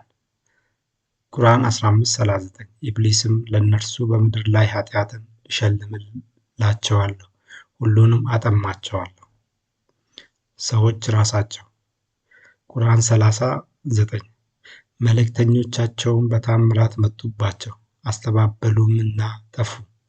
አላህ የሚበድላቸው አልነበረም፣ ግን ነፍሶቻቸውን ይበድሉ ነበረ። 16ኛ በፍርድ ቀን ሰዎች ኃጢአተኞች መዝገባቸው ምኑ ላይ ይደረግላቸዋል? በጀርባቸው። ቁርአን 84:10 መጽሐፉን በጀርባው ላይ የተሰጠውማ ዋ ጥፋቴ በማለት ጥፋትን በእርግጥ ይጠራል። በግራ እጃቸው። ቁርአን 69:25 መጽሐፉን በግራ የተሰጠውማ ዋ ጥፋቴ ምነው መጽሐፌን ባልተሰጠው ይላል። 17ኛ የገሃነም ሰዎች ምግብ ምንድን ነው? ዶሪ ብቻ። ቁርአን 88:6 ለእነርሱም ዶሪ ከሚባል እሾሃማ ዛፍ እንጂ ሌላ ምግብ የላቸውም፣ የቁስል እጣቢ ብቻ። ቁርአን 69:36 ምግብም ከእሳት ሰዎች እጣቢ ወይንም እዥ በስተቀር የለውም፣ ዘቁም ነው። ቁርአን 37:64-66 እርሷም በገነት አዘቅት ውስጥ የምትወጣ ዛፍ ናት። እምቡጧ ልክ የሰይጣን ራሶች ይመስላል። እነርሱም ከእርሷ በሬዎች ናቸው፣ ሆዶችን ከእርሷ ሞዮች ናቸው። 18ኛ ተራሮች በቂያማ ቀን ወይንም በመጨረሻው ቀን ምን ይሆናሉ? እንደተነከረ ሱፍ ይሆናሉ። ቁርአን 70:9 ጋራዎችም በተለያዩ ቀለማት እንደተነከረ ሱፍ ነፋስ እንደሚያበራው በሚሆኑበት ቀን ነደው ይጠፋሉ። ቁርአን 78:20 ጋራዎች በሚነዱበት እንደ ሲሪብዶም በሚሆኑበት ቀን ይላል። 19ኛ ስንት ገነቶች አሉ? 1 ቁርአን 57:21 ከጌታችሁ ወደ ሆነች ምህረት ወርዷ እንደ ሰማይና ምድር ወርድ ወደ ሆነችው ገነት ተሽቀዳደሙ። 2 ቁርአን 55:46 በጌታው ፊት መቆምን ለፈራ ሰው 2 ገነቶች አሉት። 4 ቁርአን 55:62 ከሁለቱ ገነቶች ሌላ 2 ገነቶችም አሉ። 20ኛ የአላህ አንድ ቀን በሰው ስንት ቀን ነው? 1000 ቁርአን 22:47 እጌታህም ዘንድ አንዱ ቀን ከምትቆጥሩት ቀን 1000 ዓመት ነው። 50,000 ቁርአን 7:4 መላእክቱና መንፈሱም ልኩ 50,000 በሆነ ቀን ውስጥ ወደ እርሱ ያርጋሉ ወይንም ይወጣሉ። 21ኛ ፍጥረታት በምን ያህል ጊዜ ተፈጠሩ? በ6 ቀን። ቁርአን 7:54 25:59 50:38 57:4 ላይ ያ ሰማያትን ምድርን በመካከላቸው ያለውን ሁሉ በ6 ቀኖች ውስጥ የፈጠረ ይላል። ከ6 ቀን በላይ። ቁርአን 41:9-12 በላቸው እናንተ በዚያ ምድርን በ2 ቀኖች ውስጥ በፈጠረ አምላክ በእርግጥ ትክዳላችሁን? በውስጧ ምግቦቿን ካለፉት 2 ቀኖች ጋር በ4 ቀናት ውስጥ ለጠያቂዎች ትክክል ሲሆኑ ወሰነ። ከዚያም ወደ ሰማይ ጭስ ሆና ሳለች አሰበ። ለእርሷም ለምድርም ወዳችሁም ሆነ ጠልታችሁ ኑ አላቸው። ታዛዦች ሆነን መጣን አሉ። በ2 ቀኖች ውስጥ 7 ሰማያት አደረጋቸው። እዚህ ጋር 6 የፍጥረታት ቀኖችን በግልጽ እንመለከታለን። ነገር ግን በ5ኛውና በ6ኛው ቀን ሰማይን ሲዘረዝር በመጀመሪያ ጭስ መስላ ተፈጥራ የነበረችውና ሲጠሩም ታዛዦች ሆነን መጣን አሉ የተባሉትና ቀድሞውኑ ተፈጥረው የነበሩትን የፍጥረት ጊዜ ስናስብ የፍጥረት ቀናት ከ6 ቀናት በላይ መሆኑን እንረዳለን። አይታወቅም። ጃሚ አትርሚዲ 3319 አላህ በመጀመሪያ እስክሪብቶ ፈጠረ። ከዚያም ይህንን እስክሪብቶ ጻፍ አለው። እስክሪብቶውም በዘላለም ውስጥ የሚሆነውን ነገር ሁሉ ጻፈ። ሱናን አቡ ዳውድ 4700 አላህም እስክሪብቶውን ሰዓቲቱ ሳትጀምር በፊት ስለ ሁሉም ነገሮች የተደነገገውን ሕግ ጻፍ አለው። እዚህ ጋር የእስክሪብቶ ነገር ደግሞ ሌላ ቀንን ከፊት ለፊት ይጨምራል። እስክሪብቶ የተጻፈበት ነገር ለምሳሌ ወረቀት፣ ብራና ወዘተ የተፈጠረበትን ቀን ከጨመርን ደግሞ የእስልምና የሥነ ፍጥረት ትርክት የባሰ ውዝግብ ውስጥ ይገባል። ቁርአን ላይ ደግሞ ሌላ አወዛጋቢ የሥነ ፍጥረት ታሪክ ተቀምጧል። ግመል፣ ከብት፣ ፍየልና በግ የተፈጠሩት ከእነዚህ ከስድስቱ የፍጥረት ቀናት በፊት መሆኑና እነዚህም ፍጥረታት ሰው ከተፈጠረ በኋላ ከአላህ ዘንድ ለሰው ልጅ የወረዱ መሆኑ።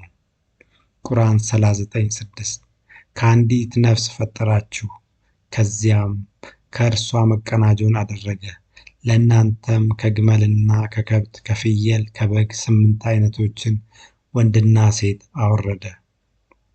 ሱናን ኢብን ማጃ የሚባለው ሐዲስ ደግሞ ሌላ አወዛጋቢ ነገር ይጨምራል። ግመል የተፈጠረው በፈጣሪ ሳይሆን በሰይጣን መሆኑን። ኢብን ማጃ 769 ግመል በሚተኛበት ቦታ ላይ አትስገዱ፣ እርሱ የሰይጣን ፍጡር ነውና። ይህ ደግሞ የእስልምናን የሥነ ፍጥረት አስተምሮ የባሰ ያወዛግባል። 22ኛ ከሰማይና ከምድር ቀድሞ የተፈጠረው የትኛው ነው? ምድር። ቁርአን 2:29 እርሱ ያ በምድር ያለውን ሁሉ ለእናንተ የፈጠረ ነው። ከዚያም ወደ ሰማይ አሰበ፣ 7 ሰማያትም አደረጋቸው። ሰማይ። ቁርአን 79:27-30 በአፈጣጠር እናንተ ይበልጥ የበረታችሁ ናችሁን? ወይስ ሰማይ አላህ ገነባት፣ ከፍታዋን አጓነ፣ አስተካከላትም፣ ሌሊትን አጨለመ፣ ቀንዋንም ገለጸ፣ ምድርንም ከዚያ በኋላ ዘረጋት። 23ኛ ሰው ከምን ተፈጠረ?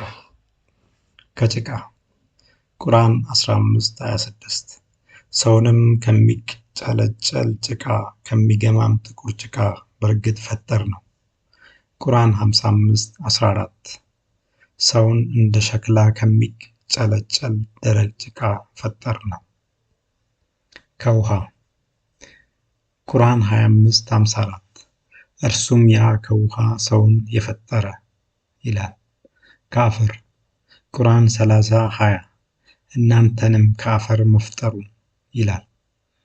ከምድር። ቁርአን 11:61 እርሱ ከምድር ፈጠራችሁ። ከፍትወት ጠብታ። ቁርአን 16:4 ሰውን ከፍትወት ጠብታ ፈጠር ነው። ከረጋ ደም። ቁርአን 96:2 ሰውን ከረጋ ደም በፈጠረው ጌታ ስም። ከተለያዩ ነገሮች። ቁርአን 23:12-14 በእርግጥ ሰውን ከነጠረ ጭቃ ፈጠር ነው። ከዚያም በተጠበቀ መርጊያ ውስጥ የፍትወት ጠብታ አደረግነው።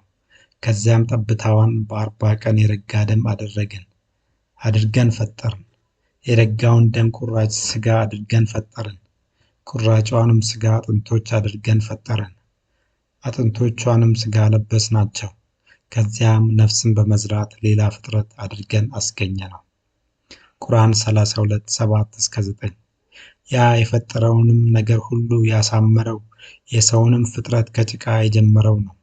ከዚያም ዘሮቹን ከተንጣለለ ከደካማ ውሃ ያደረገ ነው። ከዚያም ቅርጹን አስተካከለው፣ በእርሱም ውስጥ ከመንፈሱ ነፋበት፣ ነፍስን ዘራበት። ቁርአን 40:67 እርሱ ያ ከአፈር ከዚያም ከፍትወት ጠብታ ከዚያም ከረጋ ደም የፈጠራችሁ ነው። 24ኛ ልጅ በእናቱ ሆድ ውስጥ እውቀት አለው ወይስ የለውም? የለውም። ቁርአን 16:78 አላህ ከእናቶቻችሁ ሆዶች ውስጥ ምንም የማታውቁ ሆናችሁ አወጣችሁ። አለው።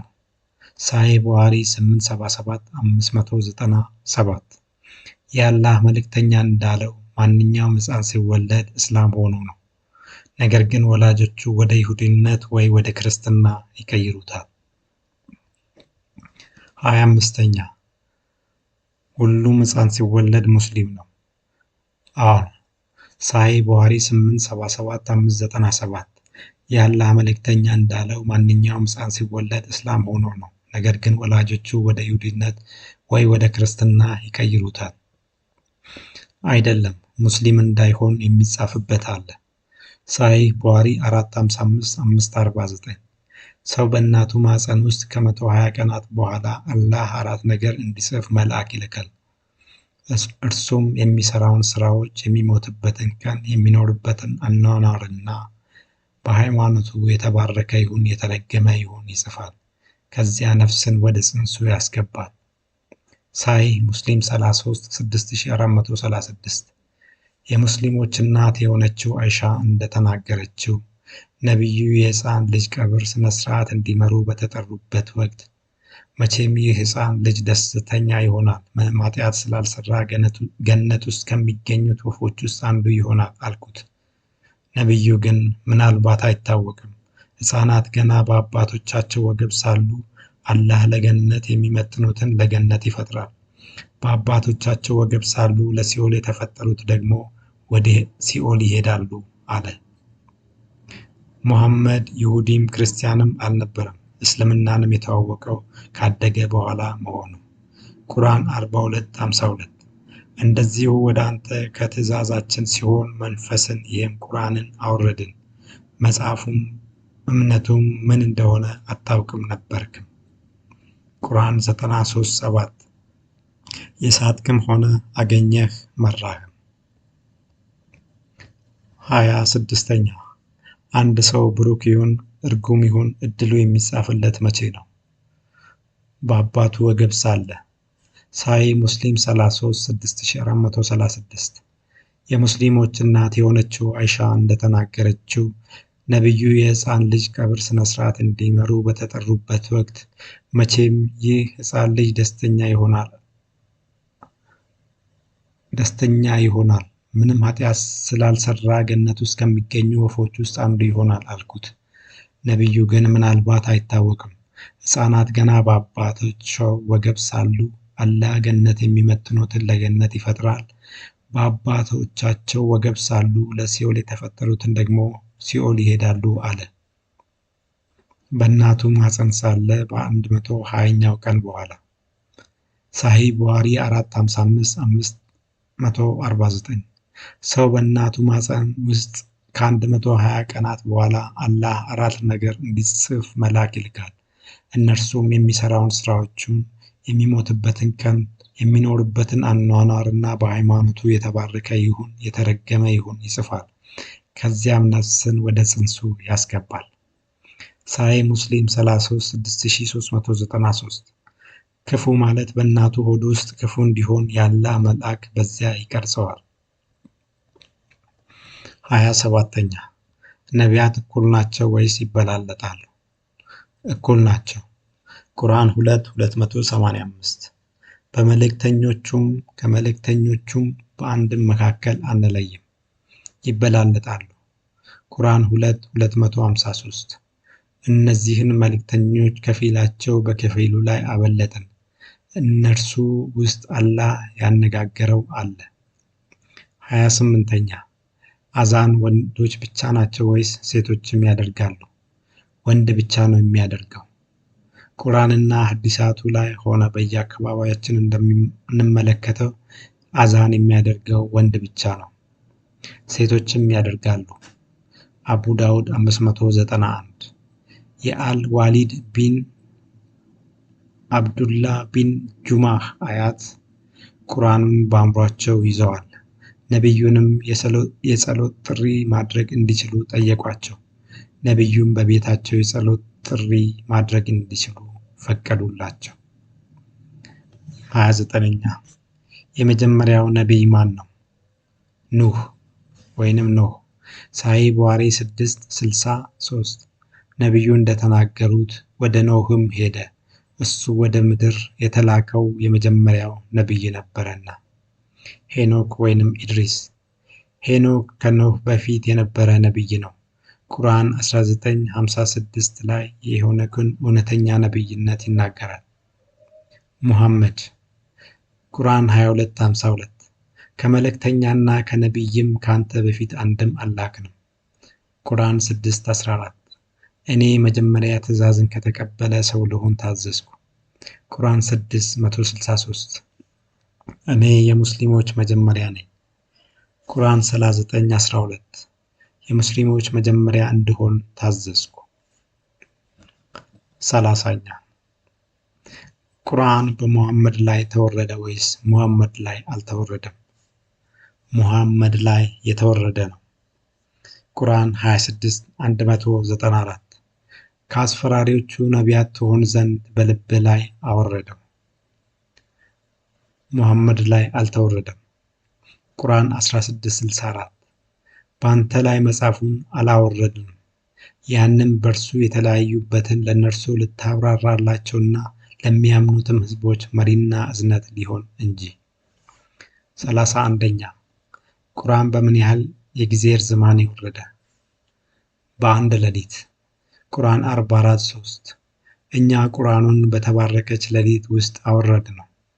ቁርአን 97:1 እኛ ቁርአኑን በመወሰኛይቱ ሌሊት አወረድነው። በረዥም የጊዜ ሂደት ተከፋፍሎ። ቁርአን 25:32 እነዚያ የካዱት ቁርአን በእርሱ ላይ ለምን በጠቅላላ አንድ ጊዜ አልወረደም አሉ። እንደዚሁ በእርሱ ልብህን ልናረጋ ከፋፍለን አወረድነው፣ ቀስ በቀስ መለያየትንም ለየነው። ቁርአን 17:106 ቁርአንንም በሰዎች ላይ በዝግታ ላይ ሆነ ታነበው ዘንድ ከፋፈልነው፣ ቀስ በቀስ ማውረድም አወረድነው። ቁርአን 3:3 ከእርሱ በፊት ያሉትን መጻሕፍትን የሚያረጋግጥ መጽሐፍ ወይንም ቁርአንን በአንተ ላይ ከፋፍሎ በእውነት አወረደ። 32ኛ ሙሐመድ መካ የቆየው ለምን ያህል ጊዜ ነው? ለ10 ዓመት። ሳሂህ ቡኻሪ 772-787 መካ ለ10 ዓመታት ቆዩ። ቁርአን ለ13 ዓመት። ሳሂህ ቡኻሪ 558-248 ከዚያም መካ ለ13 ዓመታት ቆየ። ለ15 ዓመት። ሳሂህ ሙስሊም 35809 ሙሐመድ እንደ ነቢይ ከተገለጠ በኋላ በመካ 15 ዓመታት ቆየ። 33ኛ ሙሐመድ ቁርአንን ሙሉ በሙሉ በቃሉ ያውቃል? አዎን ያውቃል። ቁርአን 87:6 ቁርአንን በእርግጥ እናስነብብሃለን አትረሳም። ሙሉ በሙሉ አያውቅም፣ አንዳንዶቹን ሲረሳ ነበረ። ሳሂህ ቡኻሪ 18394 እኔ እንደናንተው የሰው ልጅ ነኝና ልረሳ እችላለሁ፣ ስለዚህ እኔን ከረሳው አስታውሱኝ።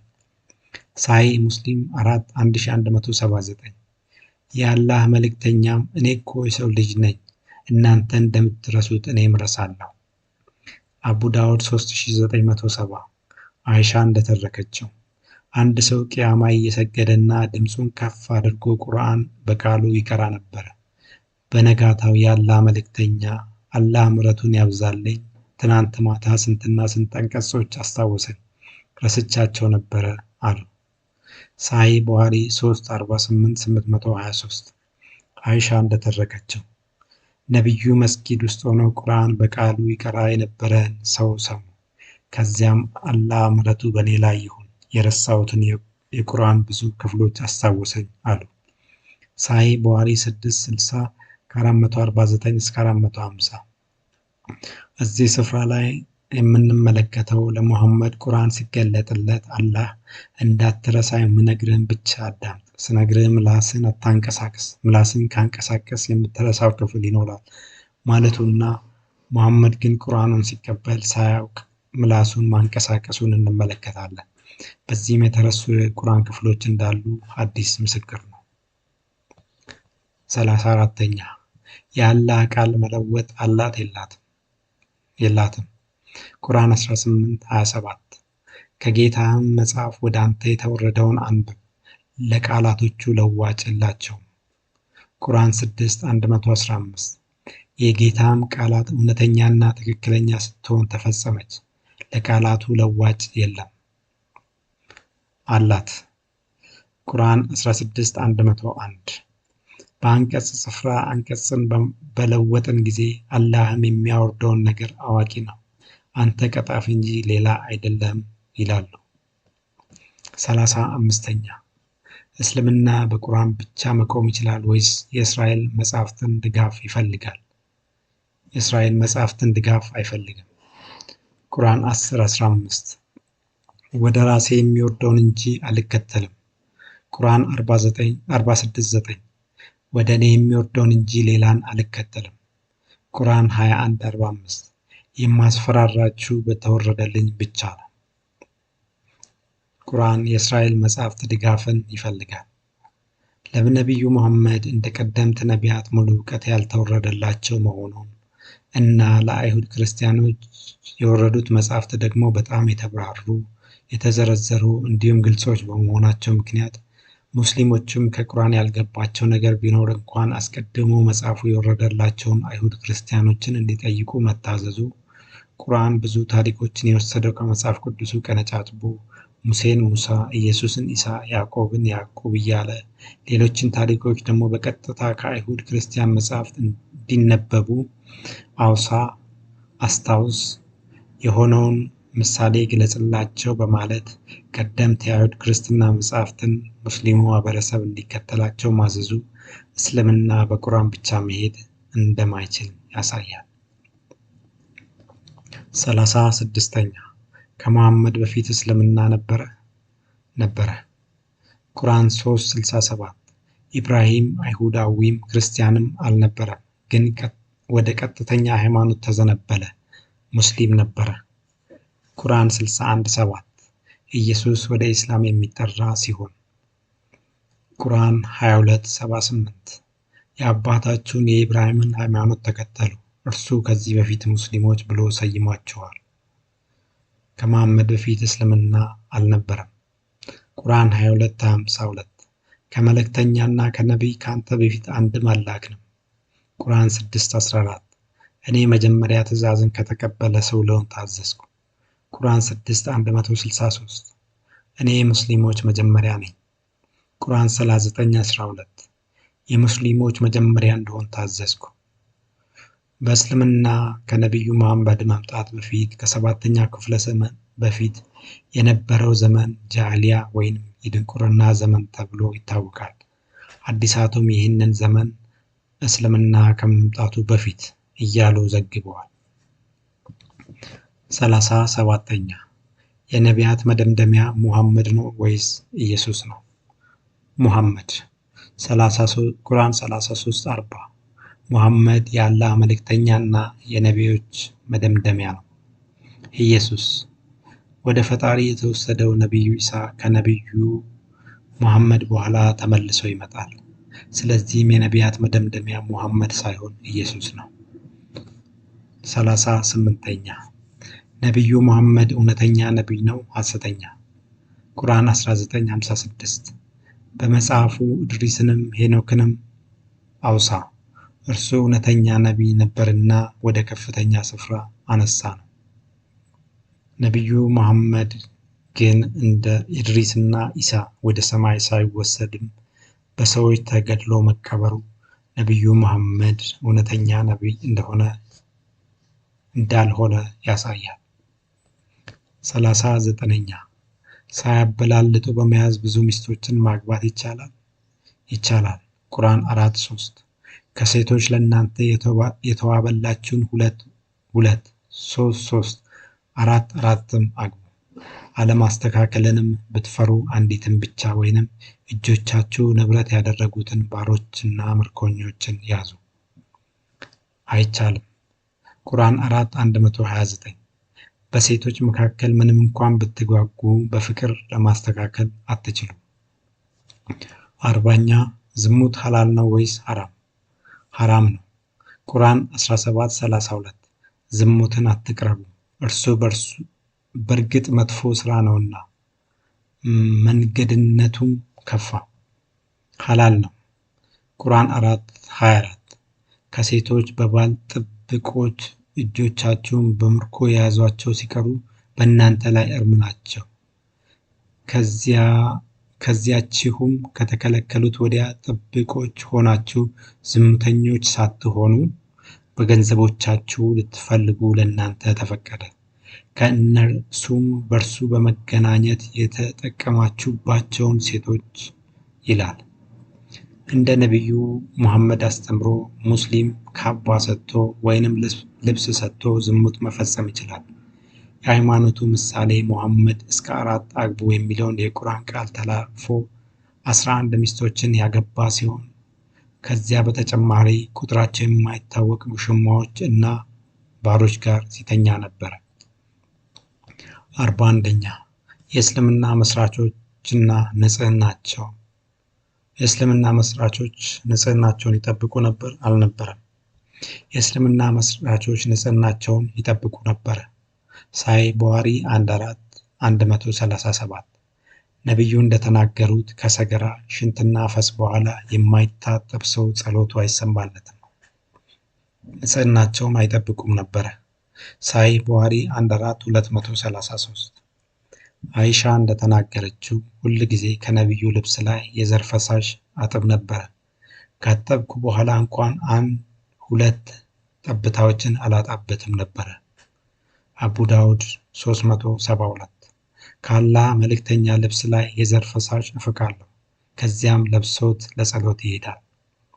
ሳሂህ ሙስሊም 2567 አይሻ እንደተናገረችው ሁል ጊዜ ከነቢዩ ልብስ ላይ የዘር ፈሳሽ እፍቃለሁ። ኢብን ማጃ 537 አይሻ እንደተናገረችው ሁል ጊዜ ከነቢዩ ልብስ ላይ የዘር ፈሳሽ በእጄ እፍቅ ነበረ። ሳሂህ ቡኻሪ 111613 ኢቃማ ወይንም የስግደት ጥሪ እንደተነገረ ህዝቡ በረድፍ ለስግደት ቆመ። የአላህ መልእክተኛም ስግደቱን ለመምራት ወደፊት ወጡ። ግን ጅኑብ ወይንም የዘር ፈሳሽ እንደፈሰሳቸው አስታወሱ። ከዛ እኛም በቦታችን ላይ እንድንቆም አዘዙና ታጥበው ተመልሰው ስግደቱን መሩ። ሳሂህ ቡኻሪ 15260 ነቢዩ የዘር ፈሳሽ ሲታጠብ በመጀመሪያ በእጁ የመራቢያ አካሉን ያጸዳል። ከዚያም እጁን በግድግዳ ወይንም በመሬት ላይ ይጠርግና ይታጠባል። ከዚያም ለጸሎት እንደሚደረገው እጥበት ይታጠባል። ከዚያም እግሩን ይታጠባል። ሳሂህ ሙስሊም 3606 የአላህ መልእክተኛ በአንድ እጥበት ብቻ ከሁሉም ሚስቶቹ ጋር ግንኙነት ያደርግ ነበረ። ሱናን ኢብን ማጃ 3261 አቡ ሁራይራ እንደተናገረው ነቢዩ ከሽንት ቤት ሲመለሱ ምግብ ቀረበላቸው። አንድ ሰውዬም ኦ የአላህ ነቢይ እጅህን አትታጠብም እንዴ አለው። ነቢዩም ወደ ስግደት የሚሄድ መሰለህ እንዴ አለው።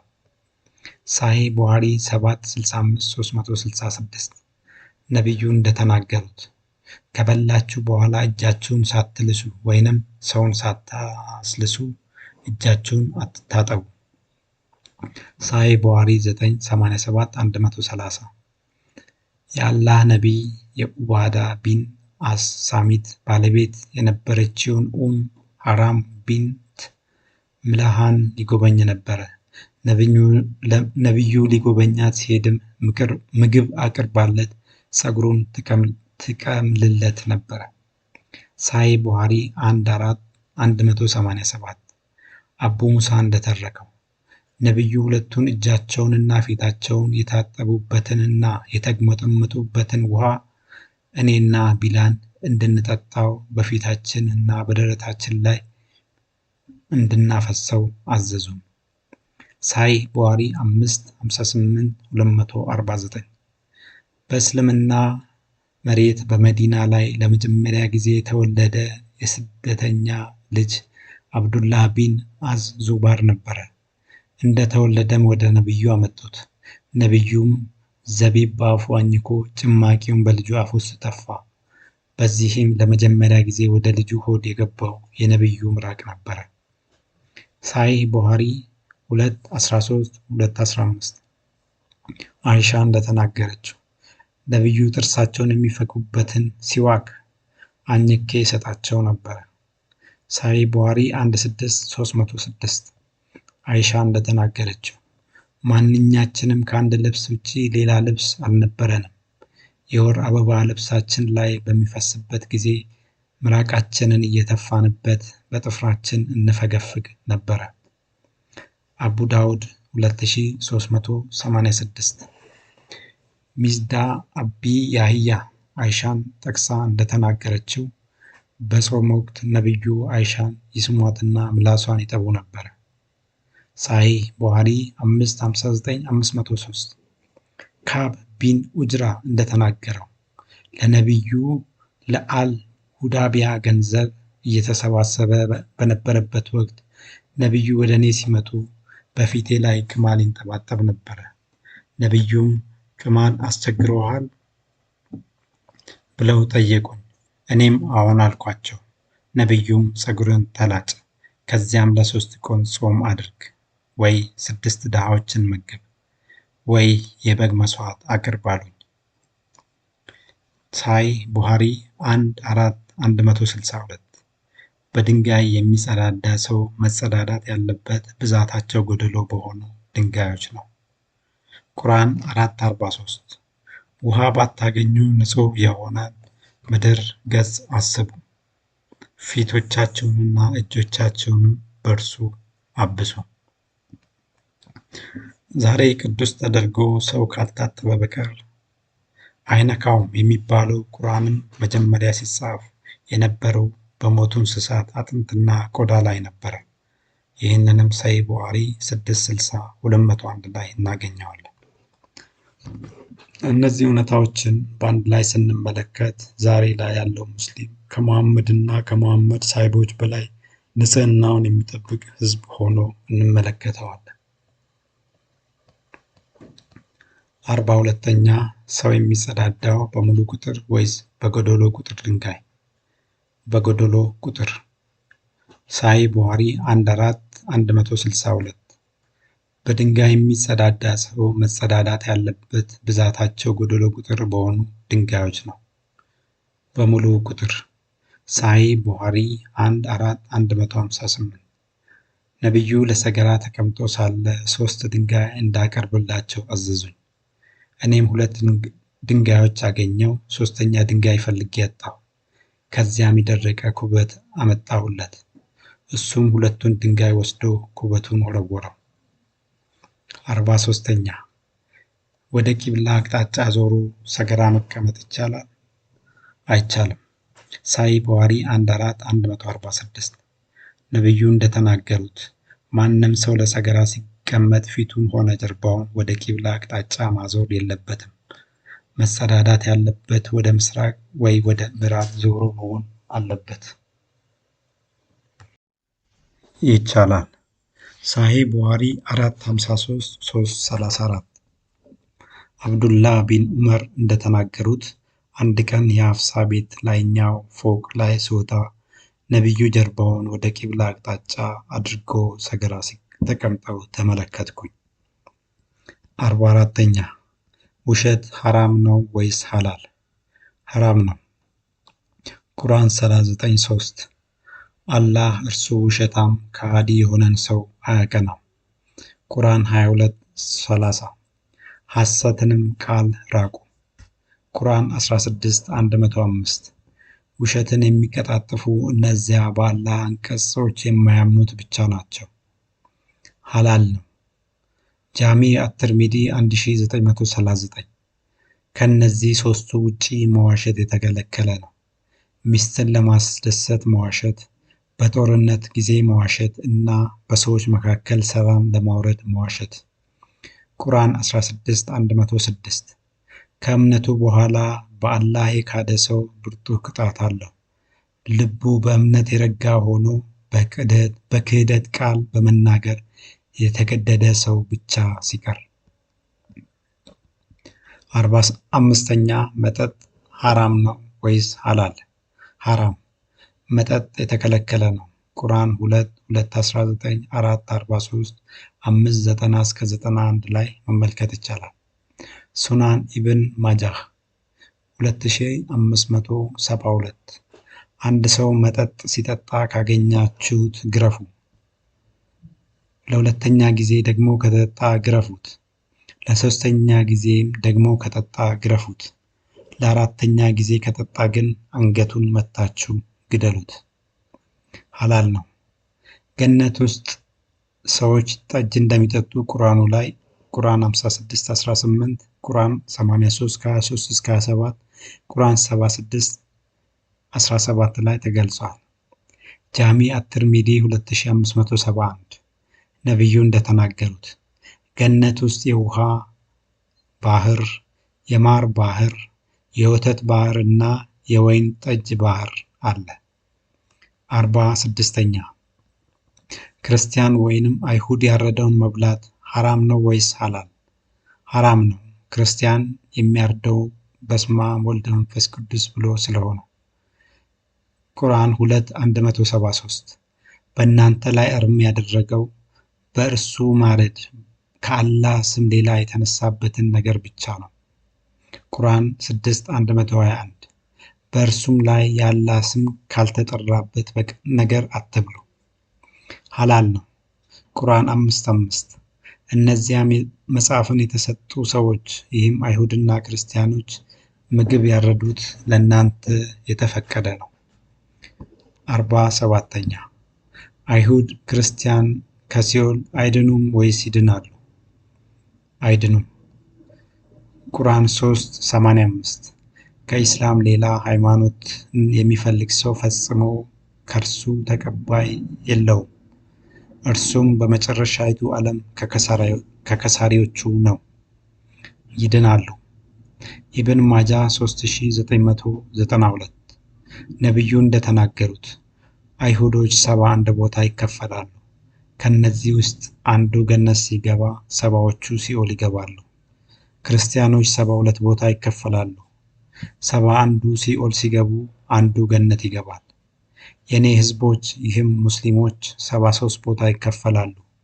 አንዱ ገነት ሲገባ 72ቱ ሲኦል ይገባሉ። ቁርአን 2:111-112 ገነትንም አይሁድን ወይም ክርስቲያኖችን የሆነ እንጂ ሌላ አይገባባትም አሉ። ይቺ ከንቱ ምኞታቸው ናት፣ አይደለም ሌላውም ይገባባታል።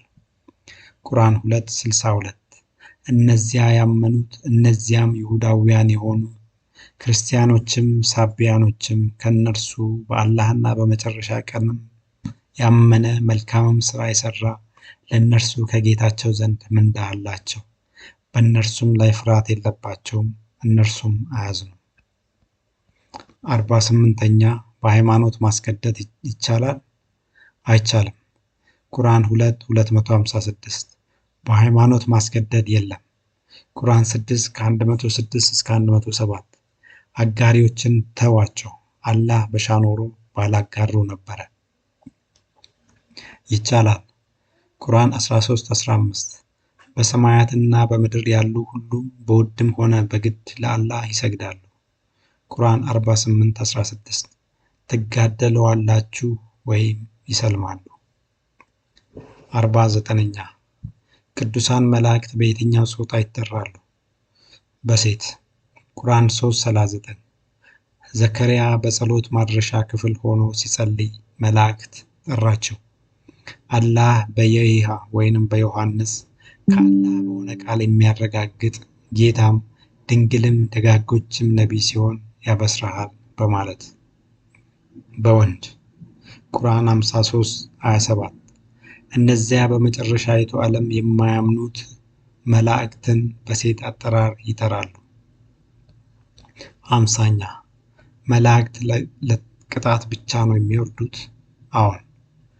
ቁርአን 15:7-8 ከእውነተኞቹ እንደሆንክ ለምን በመላእክት ወይንም መስካሪ ለምን አትመጣም አሉ።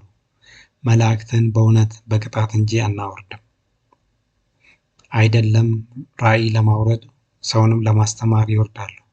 ቁርአን 16:2 ከባሮቹ የሚሻውን ሰው ላይ መላእክትን ከራእይ ጋር ያወርዳል። ቁርአን 53:5 ሙሐመድን ኃይሎቹ ብርቱ መልአክ አስተማረው። 51ኛ ደመና የሚነዳው አላህ መልአክ ወይስ ንፋስ? አላህ። ቁርአን 24:43 አላህ ደመናን የሚነዳ መሆኑን አላየህምን? መልአክ። ጃሚ አትርሚዲ 3117 ከመላእክት መካከል ለደመናት ተጠያቂ የሆነው መልአክ ደመናትን የሚነዳበት ትንሽ እሳት አለው። የነጎድጓድ ድምፁም የሚወጣው መልአኩ ደመናውን ለመንዳት በሚመታው ጊዜ ነው። ነፋስ ቁርአን 7:57 እርሱም ያ ነፋሶችን ከችሮታው ወይም ከዝናብ በፊት አብሳሪዎች አድርጎ የሚልክ ነው። ከባዳዎችንም ደመናዎች በተሸከሙ ጊዜ ሙት ወደሆነ አገር እንነዳዋለን። 52ኛ ጂሃድ በተቀደሱ ወራት ይደረጋል ወይስ አይደረግም? ይደረጋል። ቁርአን 9:36 የወሮች ቁጥር አላህ ዘንድ 12 ወር ነው። ከእነርሱም 4ቱ የተከበሩ ናቸው። በእነሱ ውስጥም አጋሪዎች በአንድ ላይ ሆኖ እንደሚዋጓችሁ በአንድ ላይ ሆናችሁ ተዋጓቸው። አይደረግም። 9:5 ቁርአን 9:5 የተከበሩት ወሮች ባለቁ ጊዜ አጋሪዎችን ወይንም የሥላሴ አማኞችን ባገኛችሁ ስፍራ ግደሏቸው። 53ኛ ሰይጣን በመጠን ምን ያክላል? ረቂቅ ነው። ሳሂህ ሙስሊም 26:5404 ደም ሰውነታችን ውስጥ እንደሚዘዋወረው ሰይጣንም በውስጣችን ውስጥ ይዘዋወራል። በጣም ትንሽ ነው። ሳሂህ ሙስሊም 4:7132 ስታፋሽጉ ሰይጣን እንዳይገባ በእጃችሁ አቋርጡ። ሳሂህ ሙስሊም 2:462 ሰይጣን የሌሊቱን ጊዜ አፍንጫችን ውስጥ ያሳልፋል። ሳሂህ ቡኻሪ 4:54-516 የአላህ መልእክተኛ እንደተናገሩት ማንም ከመኝታው ሲነሳ ውዱ ያድርግ፣ አፍንጫው ውስጥ እያስገባ እያስወጣ 3 በመደጋገም ይጠበው። ምክንያቱም ሰይጣን በአፍንጫው የላይኛው ክፍል ሌሊቱን ሙሉ ያድራልና። ሳሂህ ቡኻሪ 2:21-245 አብዱላህ እንደተረኩት የሆነ ሰው ነቢዩ ጋር ቀረበና እስከሚነጋ ድረስ እንደሚተኛና ለጸሎት እንኳን መነሳት እንደሚያቅተው ነገራቸው። ነቢዩም ሰይጣን በጆሮ ውስጥ ሸንቶበት ነው አሉ። ትንሽ የዛፍ ፍሬን ያክላል። ቁርአን 37:64-66 እርሷም በገሃነም አዘቅት ውስጥ የምትወጣ ዛፍ ናት። እንብጧ ልክ የሰይጣናት ራሶች ይመስላል። እነርሱም ከእርሷ በዮች ናቸው፣ ሆዶችንም ከእርሷ ሞዮች ናቸው። መካከለኛ ነው። መካከለኛ እንደ ሰው ነው።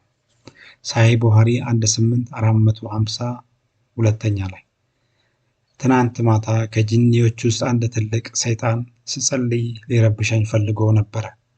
አላህ ግን አስቻለኝ። ከዚያም ከመስጊዱ ምሰሶ ጋር አስሬው ጠዋት ላሳያችሁ ፈልጌ ነበረ። ነገር ግን በመሃል የወንድሜን የሰለሞንን ቃል አስታወስኩ።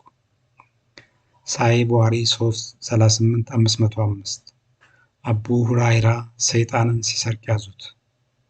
ሳሂህ ሙስሊም 24:5190 ነቢዩ እንደተናገሩት በቤታችሁ ውስጥ አንድ አልጋ ለአባወራ፣ አንድ አልጋ ለሚስት፣ አንድ አልጋ ለእንግዳና 4ኛ ለሰይጣን ልታዘጋጁ ይገባል።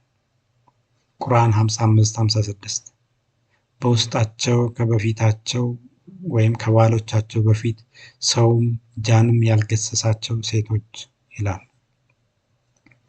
ሌላው ሰይጣን ከፀሐይ የሚተካከል የመሬት መንቀጥቀጥ የሚፈጥር ሜቴዎራይት እንደ ድንጋይ የሚወረወርበት ግዙፍ አካል መሆኑ። ሱናን ኢብን ማጃህ 1253 ፀሐይ የምትወጣው በሁለቱ የሰይጣን ቀንዶች መካከል ነው፣ ወይንም ፀሐይ ስትወጣ ሁለቱ የሰይጣን ቀንዶች አብረው ይወጣሉ። ሳሂህ ቡኻሪ 9:88-214 እዛ ናጂድ በተባለው ስፍራ የመሬት መንቀጥቀጥና የመቅሰፍት ስፍራ የሰይጣን ራስ ጎን የሚወጣበት ስፍራ ነው።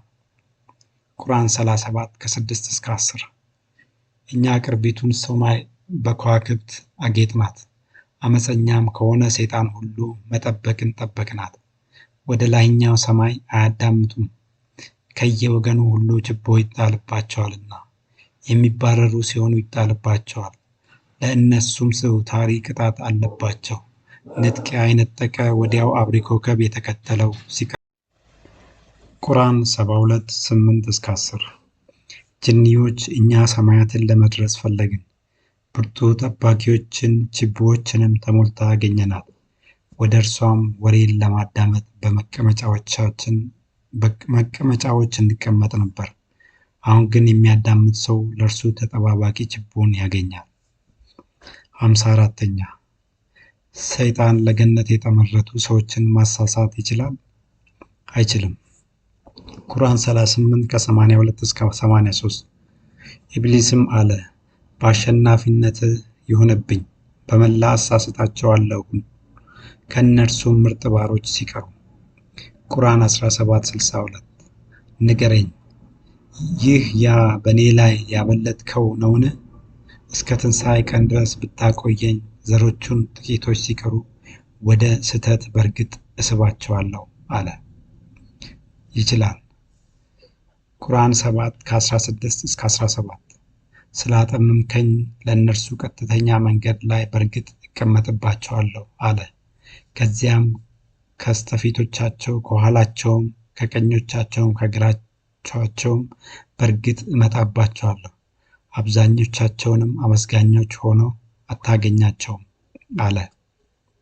ሰይጣን አማኞችን ማሳሳት ስለሚችል ለገሃነም ከታሰበው በላይ ሰዎችን ማስገባት እንደሚችሉ ቁርአን 6:128 ላይ ተገልጿል።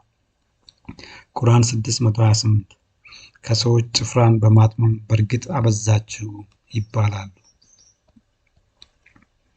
55ኛ ሰይጣን በሙስሊሞች ላይ ስልጣን አለው? የለውም። ቁርአን 15:42 እነሆ ባሮቼ በእነሱ ላይ ስልጣን የለም ከጠማሞቹ የተከተለ ሰው ብቻ ሲቀር። ቁርአን 2:102 እነርሱም ድግምት የሚሰሩት በአላህ ፍቃድ ካልሆነ በእነርሱ አንድንም ጎጂ አይደሉም። ቁርአን 17:65 ባሮቼ በእነሱ ላይ ፈጽሞ ላንተ ስልጣን የለህም። ቁርአን 16 ከ98 እስከ 100 ቁርአንን ባነበብህ ጊዜ ርጉም ከሆነው ሰይጣን በአላህ ተጠበቅ። እርሱ በእነዚያ ባመኑትና በጌታቸው ላይ በሚጠጉት ላይ ለእርሱ ስልጣን የለውምና ስልጣኑ በእነዚያ በሚታዘዙት ላይና በእነዚያም እነርሱ በእርሱ ምክንያት አጋሪዎች በሆኑት ላይ ብቻ ነው አለው። ጃሚዕ አት-ትርሚዚ 1072 ሰይጣንም እንደ ደም በሰውነታችን ውስጥ ይዘዋወራል። ሚሽካት 67 ሰይጣን በሰው ውስጥ እንደ ሰው ይዘዋወራል። ሳሂህ ቡኻሪ 771 658 ላቢድ ቢን አልአሳም የሚባል ከባኒ ዛራይቅ ጎሳ የሆነ ሰውዬ ነቢዩ መሐመድ ላይ መተት ሰራ። ከዚያም ነቢዩ መሐመድ አእምሯቸው ተዛብቶ ያልሰሩትን ስራ እንደሰሩ በማሰብ ሲቸገሩ ነበረ። ሳሂህ ቡኻሪ 771 660 ሙሐመድ በተሰራባቸው ድግምት ምክንያት ከሚስቶቻቸው ጋር ሳይገናኙ እንደተገናኙ አድርገው ሲያስቡ ነበረ። 56ኛ ሰይጣን ለሰው ልጆች ምንድን ነው? አታላይ ጠላት። ቁርአን 35 ከ5 እስከ 6 አታላዩም ሰይጣን በአላህ መታገስ አያታልላችሁ። ሰይጣን ለእናንተ ጠላት ነው። ስለዚህ ጠላት አድርጋችሁ ያዙት። ተከታዮቹን የሚጠራው ከእሳት ጓዶቹ እንዲሆኑ ብቻ ነው። ለሰው ልጆች መሪ መሆን ይችላል። ሳሂህ ሙስሊም 396757 የአላህ መልእክተኛ እንደተናገሩት ከእናንተ መካከል ከጅኒ ወይም ከሰይጣን ጋር ያልተሳሰረ ሰው የለም አሉ። ተከታዮቹም ከእርሶም ጋር ነው ብለው ጠየቁ። የአላህ መልእክተኛም አዎን፣ ነገር ግን አላህ እንዳሸንፈው አድርጎኛል። ስለዚህ እኔ ከሱ እጅ ድኛለሁ እና እኔን አያዘኝም ለመልካም ካልሆነ በቀር አሉ። 57ኛ ግመሎች የእስልምና ምልክቶች ወይስ የሰይጣን ፍጡሮች? የእስልምና ምልክቶች። ቁርአን 22:36 ግመሎችን ለእናንተ ከአላህ ሃይማኖት ምልክቶች አደረግናቸው፣ ከእርሷም ብሉ። የሰይጣን ፍጡሮች ናቸው። ኢብን ማጃ 769 በጎች በሚተኙት ቦታ ላይ መስገድ ትችላላችሁ። ነገር ግን ግመል በሚተኛበት ቦታ ላይ አትስገዱ፣ እርሱ የሰይጣን ፍጡር ነውና። 58ኛ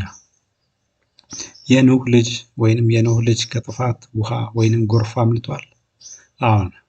ቁርአን 37 ከ76 እስከ 77 ይህም ኖህን ቤተሰቦቹን ከከባድ ጭንቅ አዳነን፣ ዘሮቹንም እነርሱን ብቻ ቀሪዎች አደረገን። ቁርአን 21:76 ኖህንም ከዚያ በፊት ጌታውን በጠራ ጊዜ አስታውስ፣ ለእርሱም ጥሪውን ተቀበልነው፣ እርሱንም ቤተሰቦቹንም ከከባድ ጭንቅ አዳን። የኖህ ልጅ አላመለጠም። ቁርአን 11 ከ42 እስከ 43 ኖህም ልጁን ከመርከቢቱ የራቀ ሆኖ ሳለ ልጄ ሆይ ከእኛ ጋር ተሳፈር፣ ከካዲዎች አትሁን ሲል ጠራው። ልጁም ከውሃው ወደሚጠብቀኝ ተራራ እጠጋለሁ አለ። ማዕበሉም በመካከላቸው ወረደ፣ ከሰጣሚዎቹም ሆነ። 59ኛ ፈርዖን ሕፃናቱ እንዲገደሉ ያዘዘው መች ነው? ሙሳ ነቢይ በነበረበት ጊዜ። ቁርአን 40:25 ሙሳ ከእኛ ዘንድ እውነትን ይዞ በመጣላቸው ጊዜ የእነዚያ ከእርሱ ጋር ያመኑትን ሰዎች ወንዶች ልጆች ግደሉ አሉ። ሙሳ ሕፃን በነበረበት ጊዜ። በዚህም እናቱ በሳጥን በባህር ላይ በሳጥን ጣለችው። ቁርአን 20 ከ39 እስከ 40 ሕፃኑን በሳጥን ውስጥ ጣዩ፣ እርሱንም ሳጥኑን በባህር ላይ ጣዩ፣ ለእኔም ጠላት ለእርሱም ጠላት የሆነ ሰው ይይዘዋልና ከጭንቅም አዳነን። 60ኛ በጉባኤ የሚደረግ ጸሎት በግል ከሚደረግ ጸሎት በስንት እጥፍ ይበልጣል? 25 ጊዜ። ሳሂህ ቡኻሪ 1/11/619 በጉባኤ የሚደረግ ጸሎት በግል ከሚደረገው ጸሎት 25 እጥፍ ይበልጣል። 27 ጊዜ። ሳሂህ ቡኻሪ 1/11/618 በጉባኤ የሚደረግ ጸሎት በግል ከሚደረግ ጸሎት 27 እጥፍ ይበልጣል። 61ኛ ውዱ ወይንም ለጸሎት የሚደረግ እጥበት ስንት ጊዜ ይደረጋል? 1 ጊዜ። ሳሂህ ቡኻሪ 1/4/159 ላይ ተዘግቧል። 2 ጊዜ። ሳሂህ ቡኻሪ 1/4/160 ላይ ተዘግቧል። 3 ጊዜ። ሳሂህ ቡኻሪ 1/4/161 ላይ ተዘግቧል። 62ኛ ቆሞ መጠጣት ይፈቀዳል? አይፈቀድም። ሳሂህ ሙስሊም 23:5017 ነቢዩ ሰዎች ቆመው መጠጣት እንደሌለባቸው አዘዋል። ይፈቀዳል። ሳሂህ ሙስሊም 23:5023 ለነቢዩ ውሃ ስሰጣቸው እንደቆሙ ጠጥተዋል። እነዚህ እርስ በርስ ግጭቶችን በእስልምና ቅዱሳን መጻሕፍት ላይ መመልከታችን መጻሕፍቱ የፈጣሪ ቃል መሆን ይቅርና በጠንቃቃ ሰው እንኳን አለመጻፋቸውን ያሳያል። በእርግጥ ለዚህ ችግር ዋነኛው ድርሻ የሚይዘው የሙሐመድ አለመማርና በአእምሮ ሸምድዶ ያለመያዝ ችግር ነው። ሙሐመድ በእነዚህ ችግሮቹ ምክንያት ቀድሞ ያስተማረውን እየረሳ ከሱ የሚጋጭ ነገር እያስተማረ ሲቸገር ነበረ። መጀመሪያ ያዘዘውን በጽሑፍ ቢያስቀምጥና በአግባቡ ቢያጠና ኖሮ አድሮ ሌላ ቃል ባላወረደ ነበረ። መጽሐፍ ቅዱሱ የተጻፈው በተለያየ ዘመን በተለያየ ንቃተ ህሊና በተለያየ ስራ ተሰማርተው በነበሩ ከ40 በላይ ሰዎች በ1500 ዓመታት ርዝማኔ ውስጥ ነው። ነገር ግን ከጥቂት የታሪክ አዘጋገብ ልዩነት፣ ከታሪክ አተራረክ ልዩነት ያለፈ መሰረታዊ ግጭት በውስጡ አንመለከትም። መሐመድ ግን ብቻውን አንድ መጽሐፍ አውርዶ እንደዚህ እርስ በርስ ሲምታታበትና የመጽሐፍ ቅዱሱ ጸሐፊዎች ግን 40 ሆነው እንደዚህ በአንድ ሀሳብ የመጻፋቸው እውነታ ለአስተዋይ ሰው የሚናገረው ነገር አለ። ቁርአን ስለ ራሱ ሲናገር ቁርአን 4:82 ላይ ቁርአንን በጥንቃቄ አይመረምሩም፣ ከአላህ ሳይሆን ከሌላ ቢሆን ብዙ ልዩነት ባገኙበት ነበረ ይላል። ይህንን የቁርአን ቃል ከላይ ካየነው እውነታ ጋር ስናነጻጽር ቁርአኑ ራሱ ከፈጣሪ አለመሆኑን በራሱ ላይ የመሰከረበት እውነታ ነው የምንመለከተው። በአጠቃላይ ስንመለከት ቁርአን ወረደ የተባለበት መንገድ የተወዛገበ መሆኑ፣ የተሰበሰበው በተወዛገበ መንገድ መሆኑ፣ ይዘቱ የተወዛገበ መሆኑ፣ ግልጽ ክፍተቶች የተፈጠሩበት መሆኑ፣ አምላካዊ ቃልነቱን በሚያፈርስ መንገድ ለመሐመድ የግል ጉዳይ ተብሎ በየጊዜው መከለሱ፣ ከእውነታ ጋርና እርስ በርስ መጋጨቱን ስንመለከት ቁርአን የመሐመድ የፈጠራ ሥራ እንጂ ከፈጣሪ የወረደ መጽሐፍ አለመሆኑን ያሳያል። ዛሬ ላይ ብዙ ሙስሊሞች ይህንን የቁርአንና የሐዲስ ግጭቶችን ለመፍታት በሐዲሳት ላይ ሳሂህ፣ ዳኢፍ እና ሐሰን የሚሉ ቃላትን በቅንፍ እየጨመሩበት ይገኛል። ሳሂህ የሚባሉት ተቀባይነት ያላቸው፣ ሐሰን የሚባሉት ደግሞ አጠራጣሪ የሆኑ፣ ዳኢፍ የሚባሉት ደግሞ የተሳሳቱ በሚል በሶስት ይከፍሏቸዋል። ቀደምት ሙስሊሞች ግን እነዚህን በሙስሊም አባቶች የተጻፉትን ሐዲሶች መካከል ምንም ልዩነት ሳይፈጥሩ በአንድ ላይ ሲጠቀሙበት ነበረ። ዛሬ ግን በእስልምና ላይ እየቀረቡ ባሉት ትችቶች ምክንያት ሐዲሳቱ ላይ አንቀጽ በአንቀጽ ሳሂህ፣ ሐሰን፣ ዳኢፍ የሚባሉት ቃላት እየተጨመሩ ይገኛሉ። ሌሎች ደግሞ ይህንን አሰራር ራሱ አይቀበሉም። ሐዲሳቱ ሙሉ በሙሉ ችግር እንዳለባቸው ነው የሚገልጹት። እነዚህ ቡድኖችም ቁርአኒስት የሚባሉ ሲሆኑ እንቅስቃሴያቸው ደግሞ ቁርአኒዝም ይባላል። ይህም ደግሞ አያስኬድም። ምክንያቱም ሐዲሳቱ ያስፈለጉት ቁርአኑ ብቻውን መቆም ስለማይችል ነው። ቁርአኑም ከላይ እንደተመለከትነው ብዙ ችግሮችን በውስጡ የያዘ በመሆኑም ቁርአኑም ከሁሉም አዋቂ ፈጣሪ ነው የወረደው አያስብልም። ይህ ሁሉ ችግር የመጣውም እስልምና የቆመው በአንድ በጋሪዎች ዘመን በነበሩ ሰዎች እንኳን መሃይም ሲሉት በነበረ ሰው የተዘጋጀ ልቦለድ በመሆኑ ምክንያት ነው።